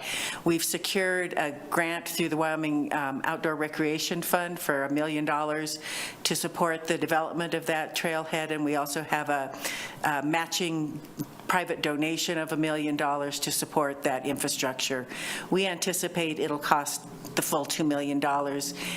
It's surprising to me, and Todd kept warning me, that the simple things like parking spaces and bathrooms, the big topics, bathrooms and poop and trash, really are quite expensive. But the hope is that we will be able to have the plan approved by the City Council this fall, that we'll be able to possibly put shovel to dirt in the late fall months. We're not certain about the timing yet, but we will want to have that trailhead completely developed with parking for between 50 to 70 vehicles, for school buses, an area for horse trailer parking, as well as a shelter for groups to gather under, bathroom comfort facilities of some sort, bathrooms, also drinking water and spaces to gather for groups. We need to have that finished by 2026 because of the Wyoming Outdoor Rec Grant stipulations. Those are ARPA funds. And then what about planning for something along Boulder? Is that a possibility too? We've looked hard at the Boulder Drive access site, and as of now, Commissioner Gabriel, we don't have specific plans for that. Because the Satanka overlay in that area is shallower than it is off of Willett Drive, we felt that the primary infrastructure of just finding a way to funnel any runoff from that area, as well as pave a parking lot in that area, were beyond what we could raise for parking there. I think it'll continue to be an informal access site for citizens of the community, and I'd love to find some way to make a safe passage over I-80 or under I-80 at that location so that the city rec center and other nearby facilities could be better utilized to support that activity across I-80. But we don't anticipate right now building that as a trailhead. The other piece of this is just being respectful of the businesses that are on Boulder Drive. We want to make sure that we're not creating traffic in a situation where children are being let out of school at Snorri Range Academy, or creating a hazard or a hardship for the businesses on the west side of the street as well. So we won't discourage community members from parking there. We know they're going to, whether we encourage it or not. Also at 45th and Crow, we think that'll continue to be a casual access site for the community. But when we really begin to promote and market Pilot Hill more broadly, we'll definitely point and funnel people to the Willett trailhead. Councilor Richardson, and then to you, Commissioner. Thank you. Thanks, Sarah, so much for that information. One quick question. When you're describing future needs, do you all have an estimate of kind of what those costs might look like near term? Thank you for that difficult question that Megan doesn't want me to answer. Realistically, we pay right now $40,500 a year for the lease for the state lands. We don't pay a lease fee to the University of Wyoming. Theirs is free to us. We also have insurance costs, liability insurance costs that run between $25,000 and $30,000 a year. We have other basic maintenance costs right now that are running us about $80,000 to $90,000 a year. I anticipate those increasing as we have more trails in the system and increased maintenance needs in that area. We also have a full-time employee, that's me. We have the majority of, as I said, our budget goes into the building of the infrastructure, but we also have overhead costs of administration and bookkeeping, et cetera, et cetera. I always say this number with a swallow, but as a board of directors, we try to keep an operating reserve of $250,000 a year because that's really our basic costs without infrastructure. That doesn't mean that would be the ongoing cost to manage the property, but some of our preliminary conversations with like state parks, what it might cost if we were to hire them to manage the recreation corridor, still come in at around $200,000 to $250,000 a year. You are looking at a lot of land with the need for presence on the property to have both safety presence, but also enforce regulations and rules. It's just a lot of park to manage and a lot of open space. So we don't have firm figures for you, but I do think that realistically, even if there was an open space department that was a joint city-county open space department, that's a plug for an idea, that some of the overhead costs could be absorbed, like, you know, the accounting expenses, those types of things. I still think you're probably looking at between $200,000 and $250,000 a year easily. And I'd love Todd to weigh in if he thinks my numbers are realistic or if I'm looking through rosy glasses. Honorable Mayor, through you, I know I've worked with Sarah, and without a quick blush at the numbers or really putting much to it, the one thing that maybe isn't estimated is the patrol. You know, if you're doing ordained patrol, your numbers may be just a little bit low, but you know, from a maintenance standpoint, the 250, you would probably, as you absorb, like she indicated, the accounting principles, the overall government management that could be laid in place, it could take some of the burden off of what folks are doing. And you're looking at probably, you know, maybe 2 full-time staff members and plethora of part-timers plus replacement maintenance projects as you go through. 250 is probably all right. It's the patrol beyond that would probably make me question the number. Thank you, Todd. Thanks, Todd. That makes me feel better. Good job, Sarah. Commissioner Ibarra. Yeah, just going back to the marketing the Willett trailhead. I'm sure you'll do some on the website, on social media, brochures and everything, but will there be more significant signage all the way through to get people to Willett? Because I know we have some now, but it's not very visible, it's not very apparent, and if we really want to market this after spending all the money for that trailhead, will there be some look into having much better signage? Yes, and thank you for asking that question, Commissioner Ibarra, through you again, Mayor Harrington. The challenge of putting up signage, directional signage, wayfinding signage in the community is not ours alone. I'm learning a lot through Todd and through also being on the Albany County Tourism Board as to what it takes to get all of the permissions in place to get wayfinding signage installed. We do have some minimum signage. We work closely with WYDOT, and they were very supportive in helping us bring people in from I-80. The master plan that we initially came up with would also have signage coming off of 3rd Street exit and also the Curtis Street exit that would funnel people to Willett through a variety of wayfinding signs that would lead them down Grand Avenue, left on 30th Street or north on 30th Street, and then to Willett. We paused for some time in our pushing that because we wanted to collaborate with the wayfinding signage project that the city has been working on for several years.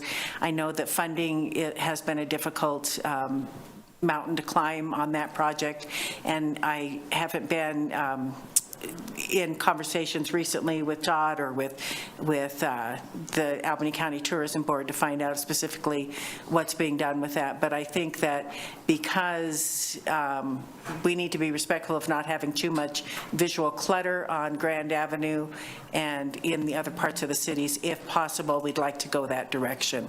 But your point about the fact that it's pretty easy to get off I-80 and know Pilot Hill is somewhere in town, but then getting to it is well taken, because you're absolutely right. We have a small sign just before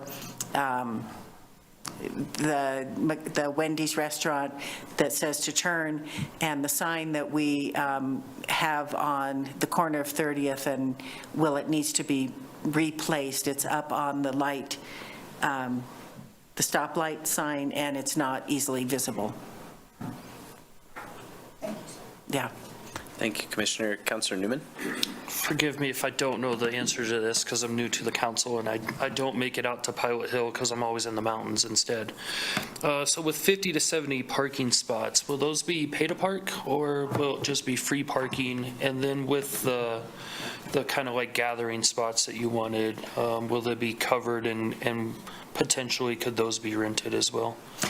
Yes, actually, the leases that we have with both the city or the county and the Wyoming Office of State Lands and with the University of Wyoming do allow us to charge a fee if we choose to. Right now, thinking about a fee structure on Pilot Hill is a little bit tricky. Our borders are quite porous, and our primary border to the east is the Forest Service, the forest. The forest does charge parking fees on their land, so it would be nearly impossible, I think, for us to charge people as they transition from the Forest Service into Pilot Hill. I also think that we can put up things in the parking area, and I intend to, that encourage people to make donations for parking, but I think enforcing it without full-time staff that would actually man a booth or something at the parking lot, it would be pretty difficult to enforce. We don't, as we mentioned earlier, we don't have the authority to write tickets or be law enforcement of any sort. We rely on the sheriff and on the University of Wyoming Police Department to help with that. So I think initially we would likely do it on more of a donation basis than a fee. The other piece of this that I think will be tricky, it'll be an interesting conversation to walk through with all of you, is just that our community is used to using this property for free, and a lot of people donated quite generously, really stretch gifts for a lot of individuals in our community with the intent that we'd be able to use it forever and our children could jump on their bikes after school and go out there for free. So I think that would be a conversation we'd have to think through carefully and figure out what might work. We do now charge a basic fee for events. We have a middle school cross-country race coming up this fall. We have some other events happening on the property, and if the organization is going to do a fundraiser and donate it back to Pilot Hill, we just say great. If it's an organization that's doing it as a for-profit organization, perhaps teaching a class or something, we do ask for a $50 donation.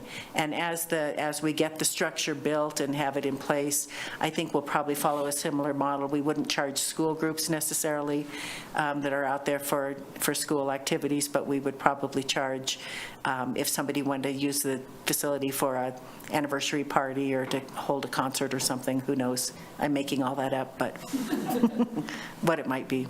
So there are some revenue generating opportunities. I think that, like state parks, even if we could charge a fee for every car that parked in the vehicle, we would barely scratch the surface of what it'll cost overall annually to manage Pilot Hill. So there's kind of two pieces we're trying to think about, both what could be a reliable and sustainable funding stream and what avenues might we explore and walk down together. Also, what should the professional management look like? Again, we are doing a great job, but we also know that as it becomes more complex, we need better expertise than you can get with a volunteer board of directors. So looking at different ways that we can partner with people that really know what they're doing in managing an open space park is going to be important to us. we're really fortunate to have the Game and Fish on the southern portion of the property, because they do have the authority to write tickets if there's something going on within the WHMA that is against the Game and Fish regulations, but they can't do that in the recreation corridor. Thanks, Sarah. Yeah, please, Councilor Newman. Follow up, with all the trails out there, is it something that we could look at having local businesses sponsor to where like they make a yearly kind of donation to kind of help with some of these costs too? And kind of name them off their, their company or something, to where it's kind of going to bring in some income as well? Brandon, and thank you for that suggestion, excuse me. You're fine, Brandon's fine. Councilman. We have a lot of, I pulled a report recently because of a grant report that I was writing. We have over 150 businesses in the community that are currently supporting Pilot Hill.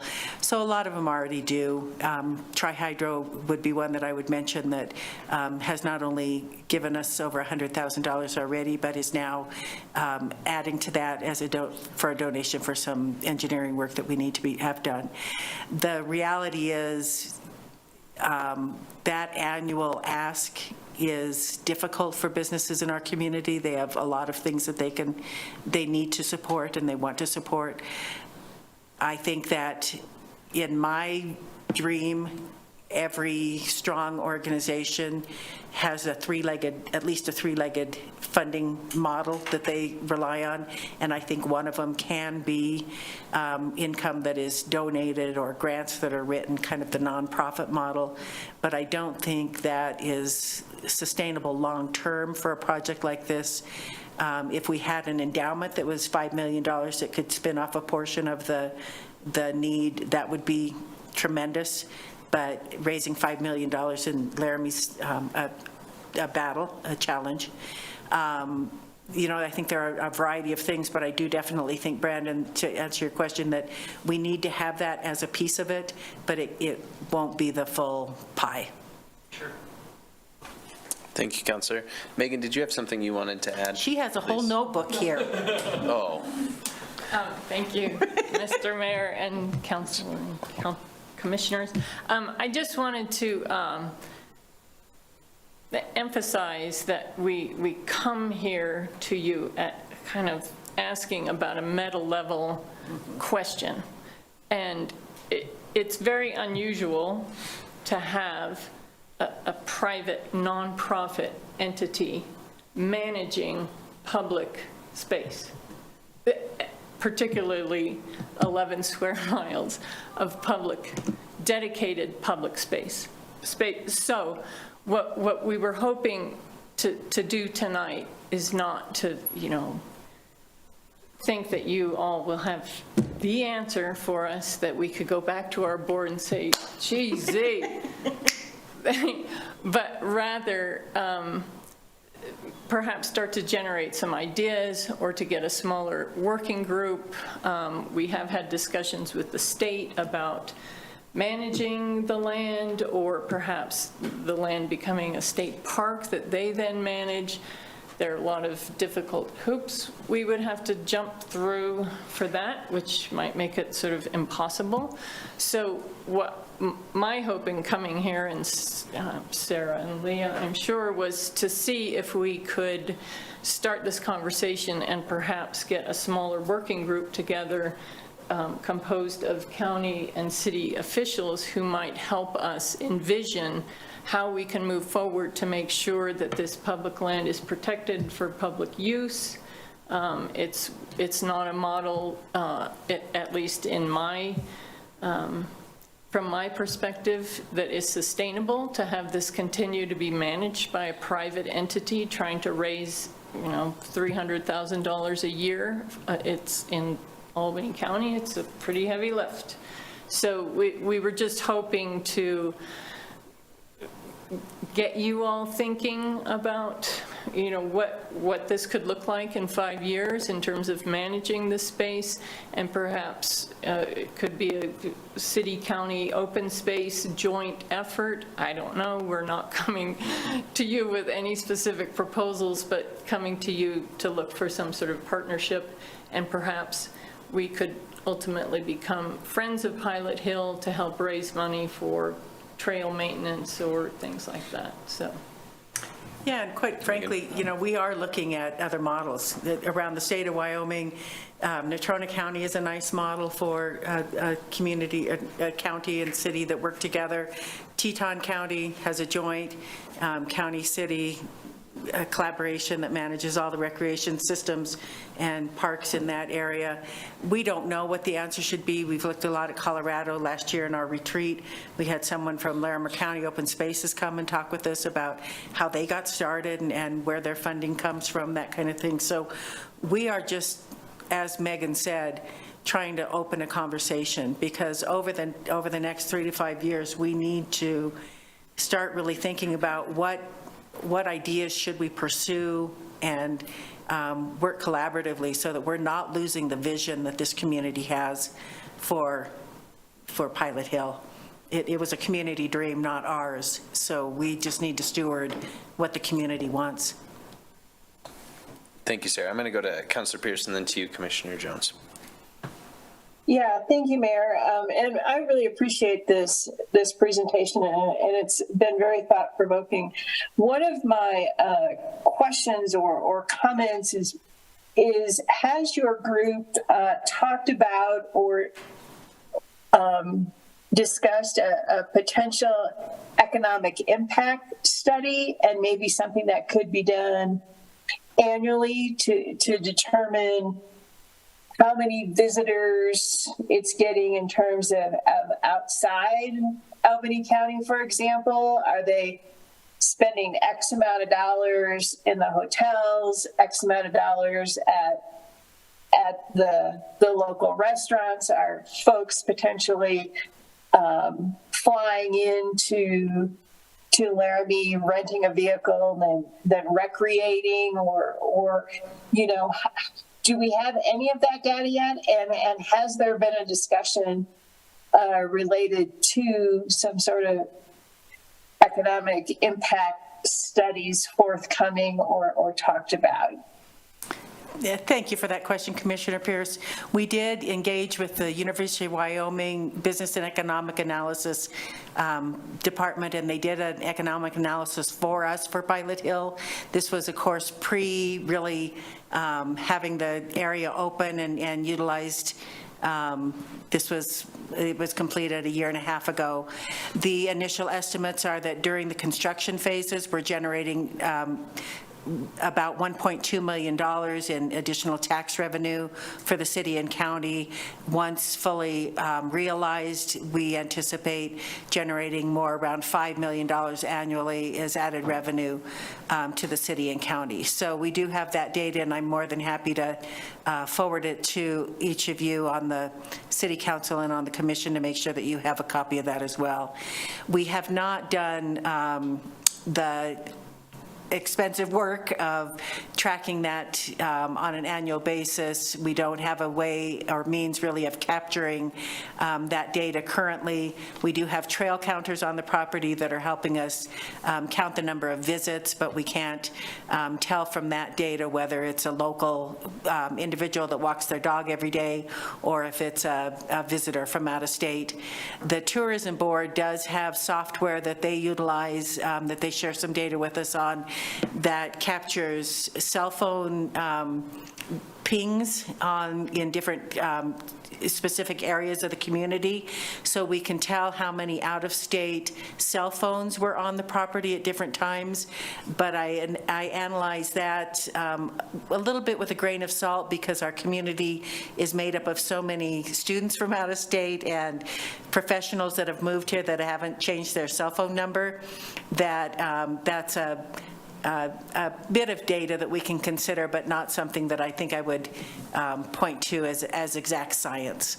But yes, as we continue to build out the property, I think we will need to think about ways that we can capture more data, through whether it's through informal surveys or counting license plates in the parking lot every day, those types of things to give us a better idea of how much of the property or how much of the visits are local versus visitors.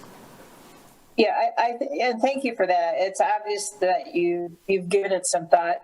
I mean, I'd be curious as to some sort of, just to start with some informal surveys at our hotels to see if, they ventured there, have they heard about it?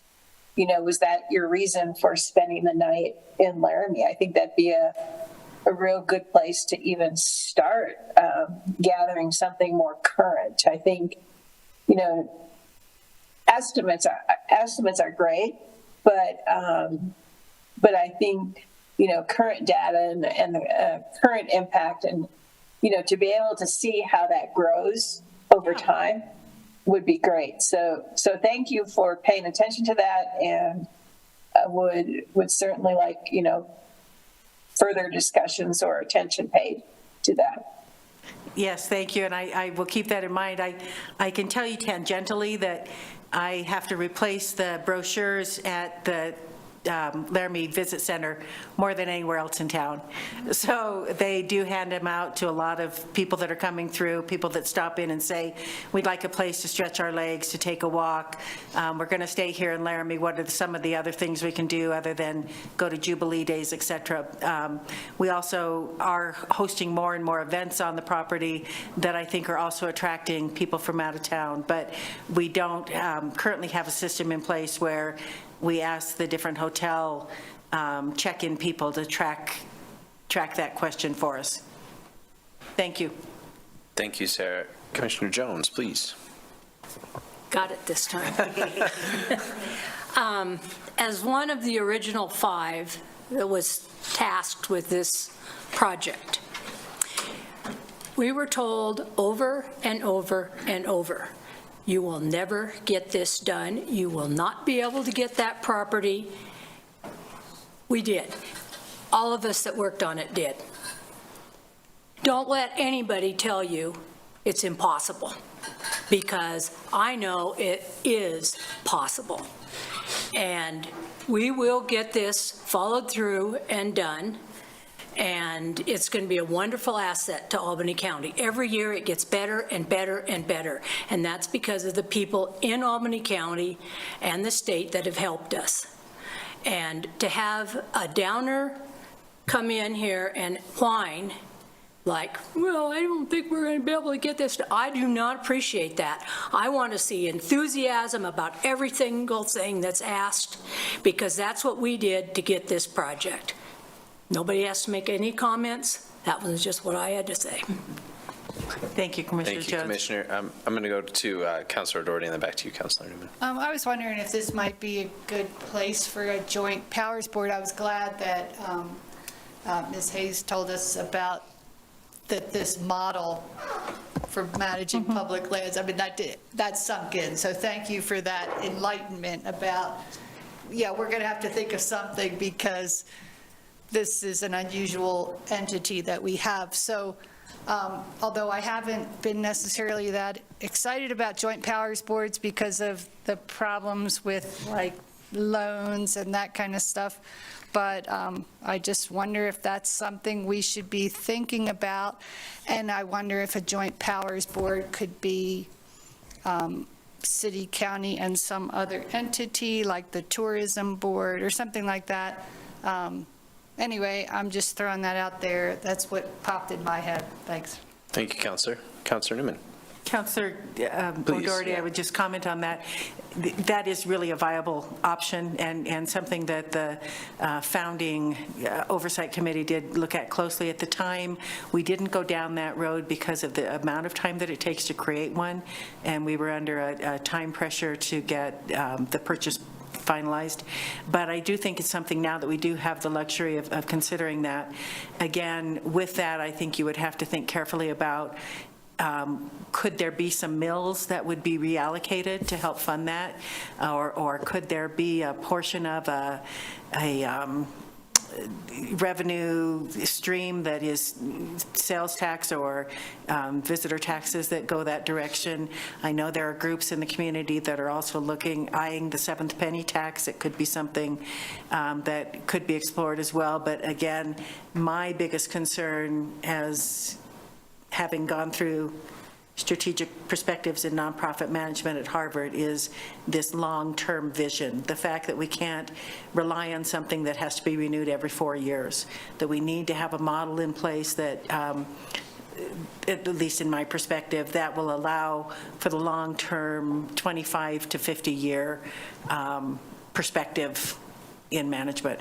But definitely, we're open to all kinds of ideas of what the management structure might look like, and including, maybe the best option is to just go through the legislative process of seeing if we can't hand this off as a state park.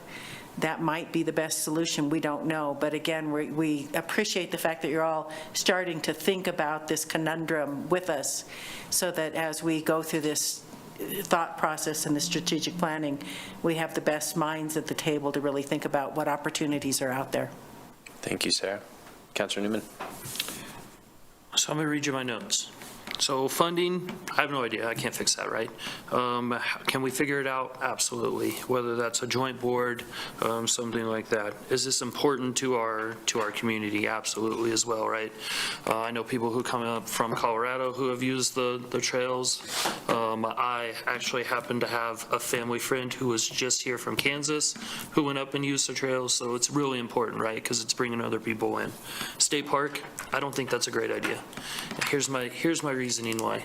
I have two major concerns. One, we lose control, right? It's now state controlled, so they can come in and they can literally do whatever they want to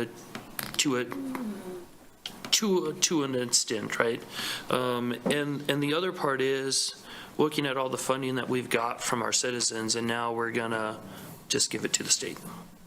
It was kind of like two of my worries that I would have, and what their thoughts would be on letting it become a state park. Yeah, and I appreciate those thoughts. I think a lot of us have similar worries. We also have we have lots of opportunities for state parks. They have a lot of expertise, and honestly, they have a lot of different models of different state parks around the state, so we would want to structure any sort of agreement with them very carefully so that it remains within the vision of what we have. I don't know what the right answer is, and I appreciate everybody being in this awkward place, this place of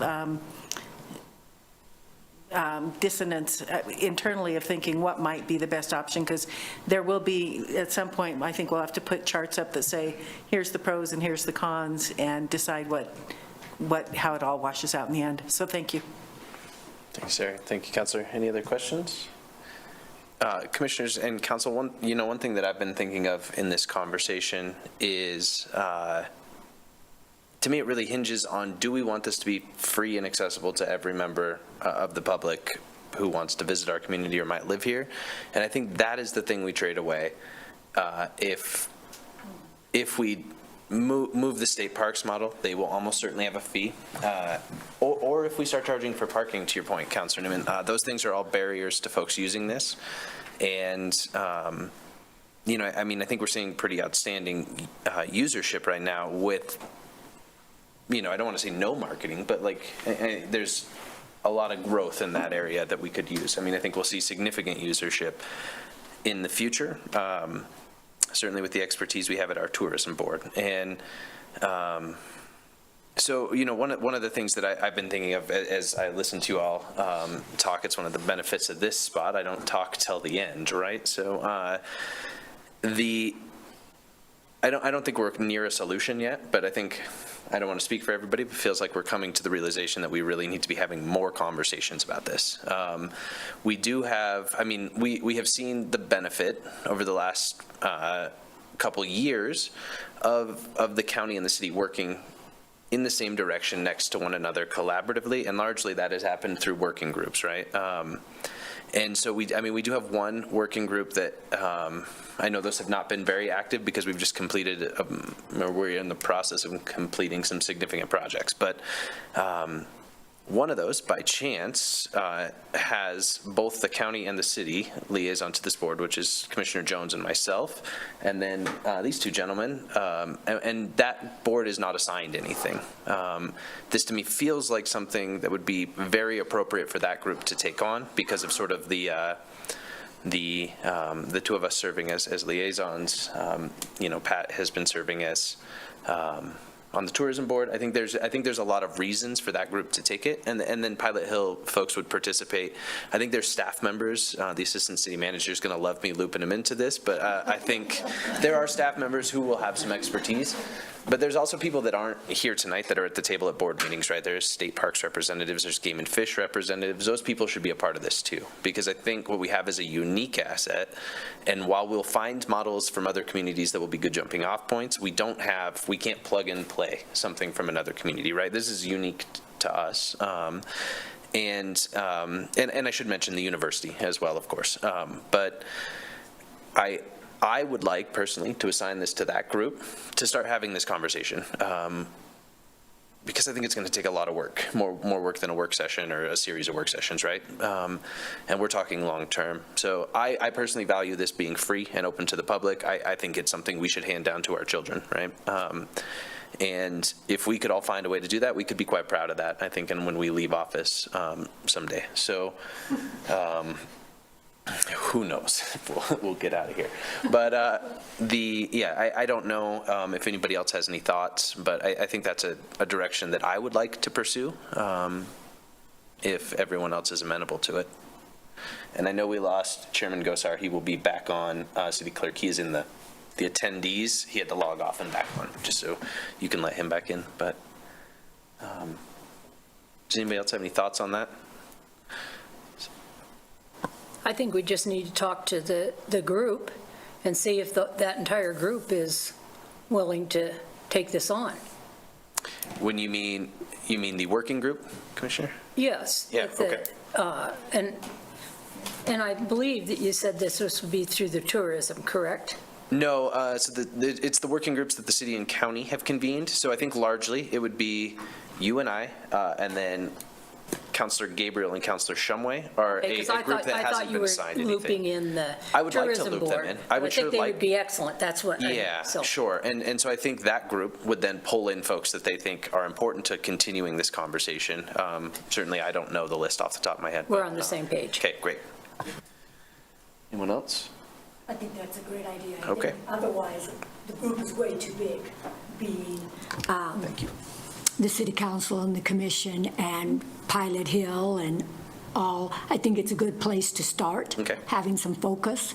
And then it can always come out for briefings to the greater group and all, but just keeping us in the loop and all. But I think that's where the success has been with some of the projects that have gone on recently between the city and the county, because we kept it small and worked together that way, brought in the people as we needed it. Great.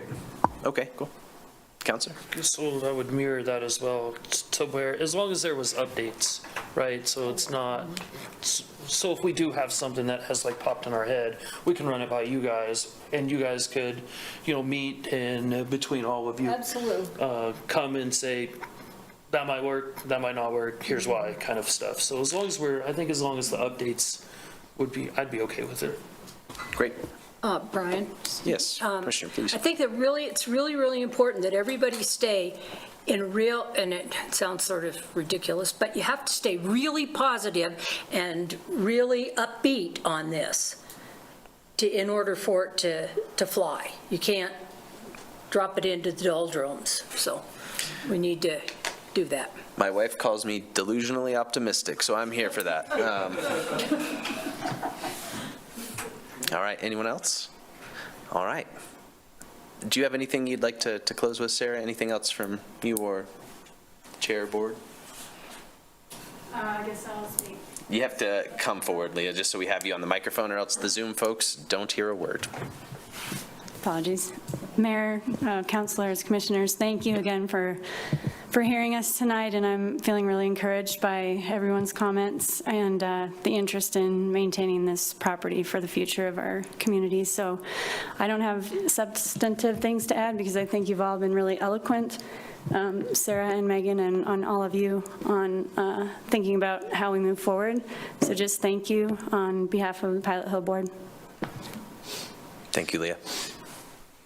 All right, we will then move to any members of the public that would like to speak to this work session.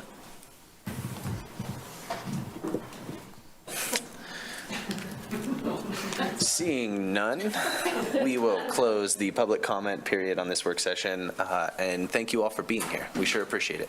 And just so everyone is aware of where we're headed, I will reach out to this working group and you, Sarah, and you bring whoever from your side into this.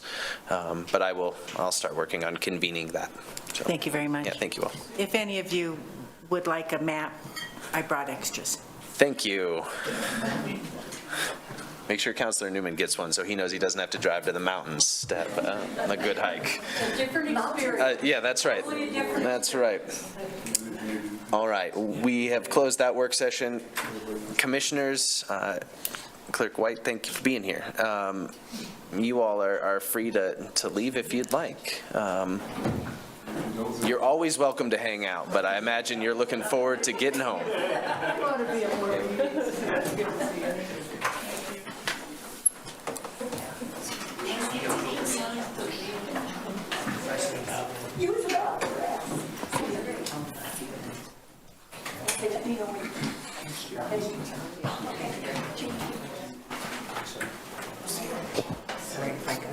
Oh, no, don't worry about it. We'll get there. Thanks, Mayor. Have a good rest of your night. See you guys. All right, council members, just a couple things for us to finish up. We have, we're going to go ahead and start with council updates and council comments. Lucky folks on Zoom, you are first this evening, so I'm going to go with Councilor Richardson if you have any updates or comments.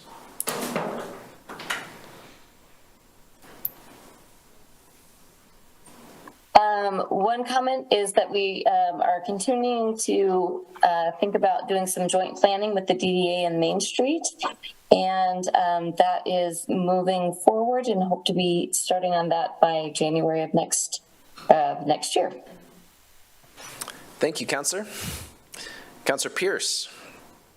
Yeah, thank you, Mayor. I have no updates or comments, so thank you. Vice Mayor.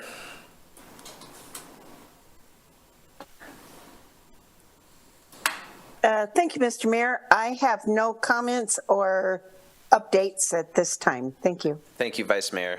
Councilor Somerville. Thank you, Mayor. I also have nothing to share this evening. Fantastic. Councilor O'Doherty.